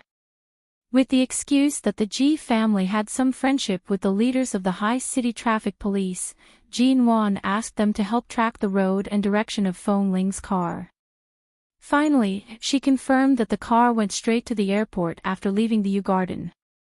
Jean Wan decisively drove to the airport. When she arrived, she was half an hour behind the car in front of her.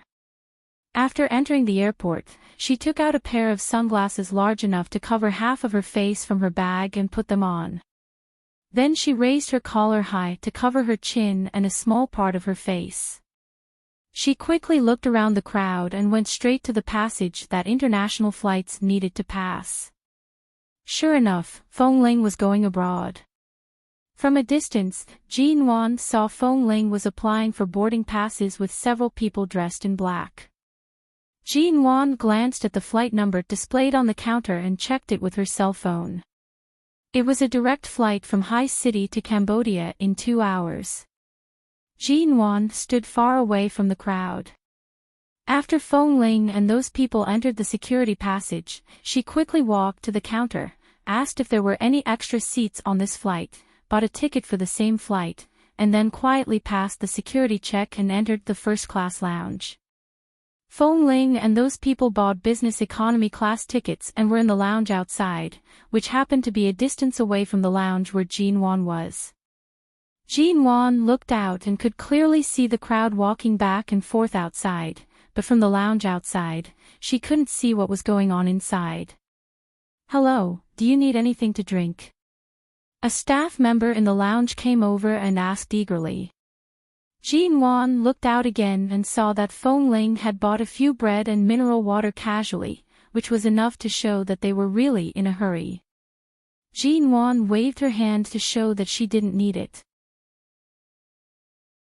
She didn't make any sound. After all, Fong Ling was too sensitive. She was worried that she would be discovered if she made any sound. The staff member didn't ask any more and put the standard fresh fruit plate and some delicate biscuits in the lounge here. While waiting, Jean Wan took into account that she was pregnant, so she simply ate some fruits and biscuits. Before the boarding notice, while Fong Ling got up to go to the bathroom, Jean Wan quickly walked out.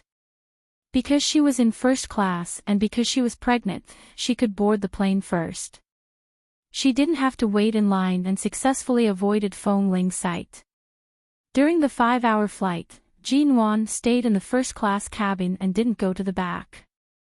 When the plane landed smoothly at the Phnom Penh International Airport in the capital of Cambodia, she couldn't hold back the morning sickness that she had endured for several hours. When everyone was lining up to go out, Jean Wan suddenly retched and raised her hand to cover her mouth. At this time, a flight attendant passing by noticed her situation and specially asked her to get off the plane first.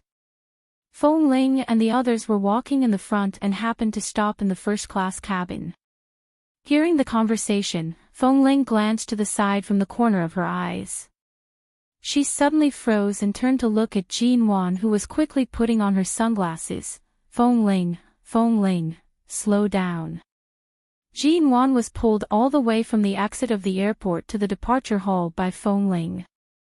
She held her wrist tightly and couldn't break free. Fong Ling walked and said seriously, "It's too dangerous here. You can't follow me. Go back to High City immediately. There is a direct flight back to High City this evening. Go back directly." Mo Jingshan is here. I can't go back, unless I see him standing here safe and sound in front of me today. I won't go back. Mrs. Mo. Feng Ling, I won't make trouble or hold you back, but if you were me, would you stay in High City at ease? Feng Ling's expression stiffened. Her gaze softened, and she softened her voice. I'm not afraid of you causing trouble. Although the capital of Cambodia appears to be safe, the overall situation in this country is not very optimistic. The area around Tunnel Sap Lake is a place where landmines, guns, and drugs coexist. Not to mention that you're pregnant. Even if you weren't, you shouldn't come here. Jean Wan didn't speak but just looked at her. Seeing Jean Wan's eyes, Feng Ling frowned. I know you can't wait in High City at ease, but Mrs. Mo, this place is completely different from the life you are used to in China. Do you understand the essential difference between peaceful coexistence and bloody killing? But Mo Jingshan is here. Jean Wan's voice was not loud, but every word she said was firm. Feng Ling looked at her for a long time, and her frown slowly relaxed. It seemed that she couldn't bear to drive Jean Wan away, but she really couldn't let her stay in such a dangerous place. Mr. Mo won't want you to step into this kind of place, and you have to protect your child. There may be a war here at any time. Feng Ling said softly. Although I should listen to you, please listen to me this time and go back, okay? Jean Wan looked at her quietly and didn't say anything more. She turned her eyes to the sky outside the airport. She was now standing on the same land as Mo Jingshan. She didn't want to make things difficult for Feng Ling. In the morning, when she came here, she just wanted to make sure if Feng Ling was really coming to Cambodia. At that time, she was already at the airport, and the documents in her bag happened to be with her. Jean Wan just wanted to be closer to Mo Jingshan when she couldn't find him, so she flew here. But if Feng Ling was too difficult for her, Jean Wan certainly didn't want to cause trouble for her. But she wanted to see Mo Jingshan as soon as possible. At least when she was sure he was safe, she could stand directly in front of him. What's the matter? All of a sudden, a cold voice rang not far behind Feng Ling. Hearing the voice, Jean Wan immediately raised her eyes and looked at Nan Heng, who came in from the airport entrance.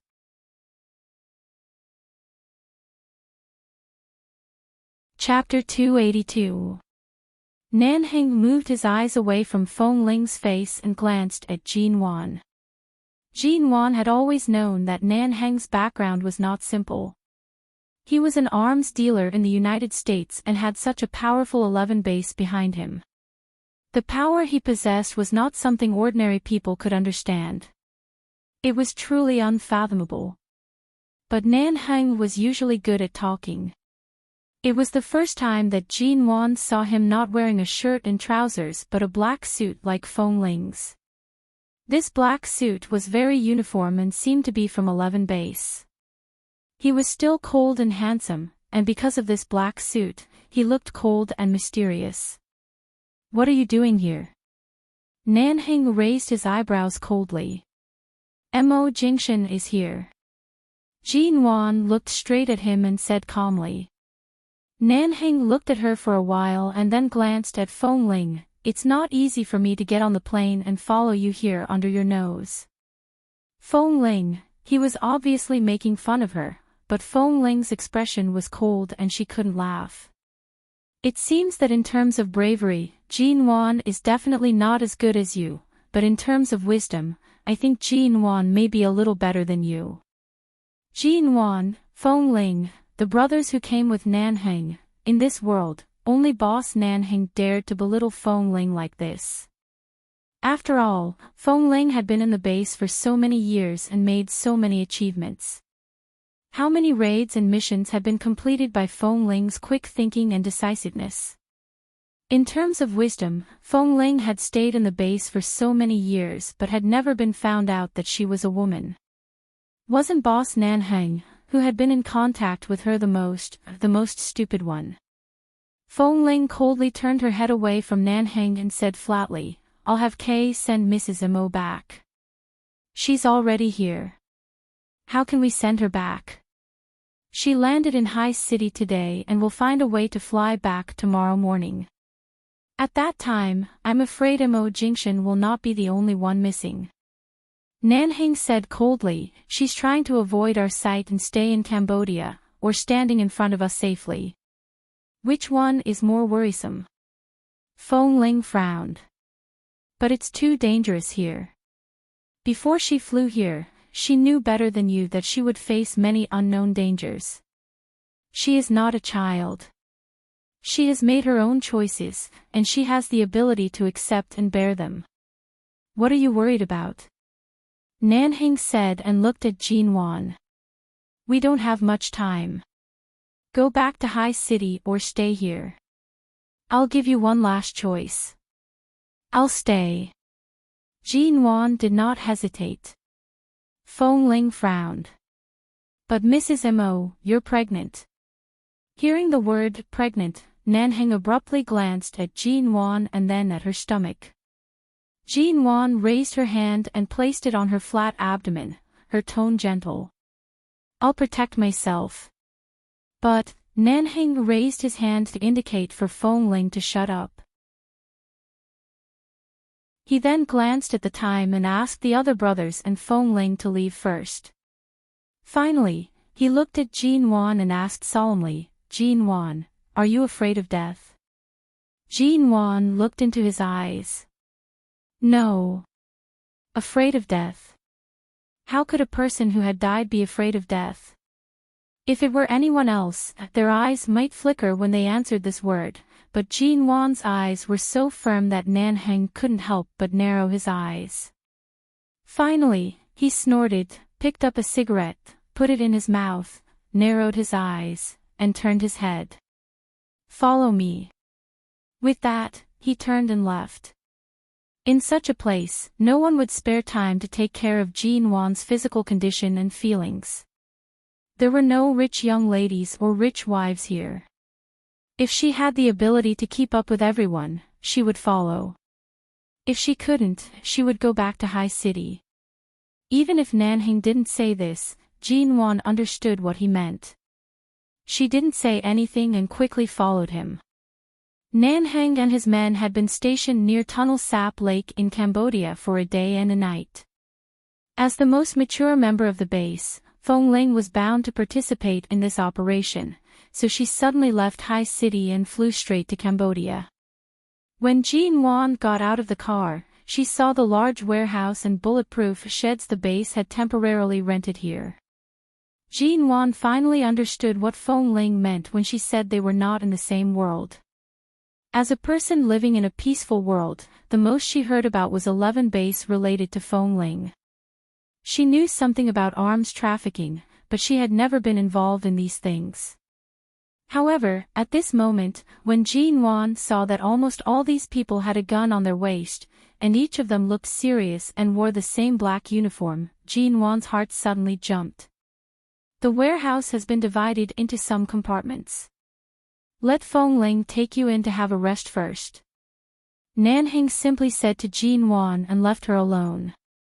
As the two of them walked in, from time to time, some people looked at Jin Wan up and down. Among these people, there seemed to be no woman except Feng Ling, and when they saw a woman appear, their eyes were obviously surprised. "This is Mr. Mo's wife, Jin Wan." Feng Ling briefly introduced her as she passed by the people holding guns.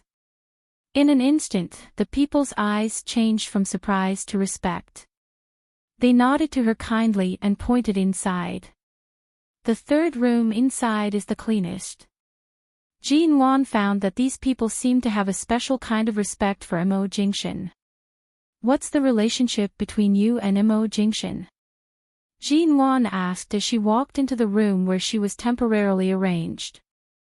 Since they had come here, Feng Ling knew that Jin Wan would know it sooner or later. She pondered for a moment and then said in a low voice, "Needless to say, Nanheng's identity is the behind-the-scenes boss of the American underground arms business." Although Mr. Mo didn't participate in the underground arms business, he tried his best to save Nanhang and his secret arms channel and the lives of all the people in 11 Base. To put it simply, Mr. Mo was the behind-the-scenes manipulator of the American underground arms business. He held the secrets behind these arms dealers, and he crushed the enemy again and again with his decisions and judgment that caught the enemy off guard. He was the most trusted and respected person by all of us, and also the person whom the enemy hated the most. That's why I said that day that Mr. Mo's head was worth 10 billion in the eyes of those people. Jin Wan was confused. Why didn't I notice this? Because Mr. Mo didn't personally involve himself in the underworld. He only helped us in the past few years. He has always been a very pure Mo family member, and he really didn't need to involve himself in the underworld to open up his business. It's just that Mr. Mo's brain is too much for those people to hate. After all, any decision of Mr. Mo's can make those people lose billions overnight, and even face the danger of being besieged by the police, because a large part of the American police force has connections with Mr. Mo. So in this trip to Cambodia, someone must have specially set up a heavy ambush for Mr. Mo. Even the signal was blocked in such a timely manner. Clearly, it was specially targeted. And it was precisely because the person they were targeting was Mr. Mo that they were so cautious.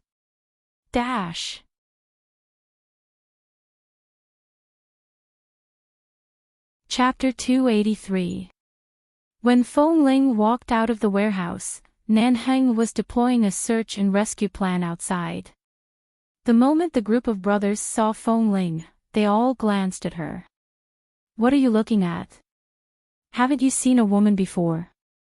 Nanheng turned to glance at her because of their gazes and then coldly stared at the others. Everyone, I've never seen such a woman. Fong Ling. In fact, Fong Ling didn't change much.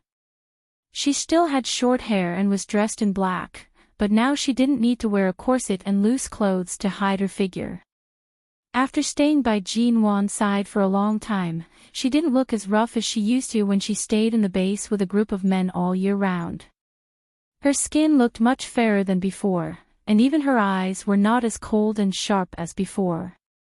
Nanheng frowned coldly and glanced at Fong Ling indifferently. What are you standing there for? Did I ask you to come here to be admired? Come back. Fong Ling calmly moved her eyes away from his face and expressionlessly walked into the crowd. Cambodia, formerly known as Khmer, was located on the Indochina Peninsula, bordering Thailand in the west and northwest, Laos in the northeast, Vietnam in the east and southeast, and the Gulf of Siam in the south. The mirror showed the Mekong River and Tunnel Sap Lake, the largest freshwater lake in Southeast Asia. The capital, Phnom Penh. This was one of the least developed countries in the world. It was also one of the most difficult countries to control public security in the world. Cambodia should be cooler in December, but this year, the winter here was as hot as summer. In the dense forest near Tunnel Sap Lake, it was even more sultry. Mosquitoes, snakes, ants, and poisonous tropical insects often passed by because of the humidity. This was the second day Jin Wan arrived in Cambodia. Most of the members of 11 Base brought by Nanheng lived in a large warehouse cubicle outside the dense forest, and some of them were on duty in the bulletproof shed outside every day and night. There wasn't much food here, so they could only occasionally go to the barren village across the river to exchange money for rice and noodles. The dishes were all kinds of dried vegetables, dried meat, and dried fruits that they had brought before they came, which they cooked in boiling water and ate. After a day of searching, they had identified the location of the underground drug gang deep in the forest. Everyone was ready to go, waiting for Nanheng's order to rush in and encircle those people. However, the only thing they could not confirm was whether Mo Jingshan was still in this area. Fong Ling explicitly forbade Jin Wan from leaving their sight. Although Jin Wan stayed in Cambodia as she wished, the only place she could move was between the warehouse and the bulletproof shed, and further away was an area guarded by their men on the edge of the jungle. Mrs. Mo, you ate dried meat and fruits all day yesterday. Today, our people caught some fish and shrimps from outside. We plan to grill some freshwater seafood nearby. You should go and eat some fish. You need nutrition every day. When Feng Ling pushed the door open, she found that Jin Wan had tidied up every compartment in the warehouse.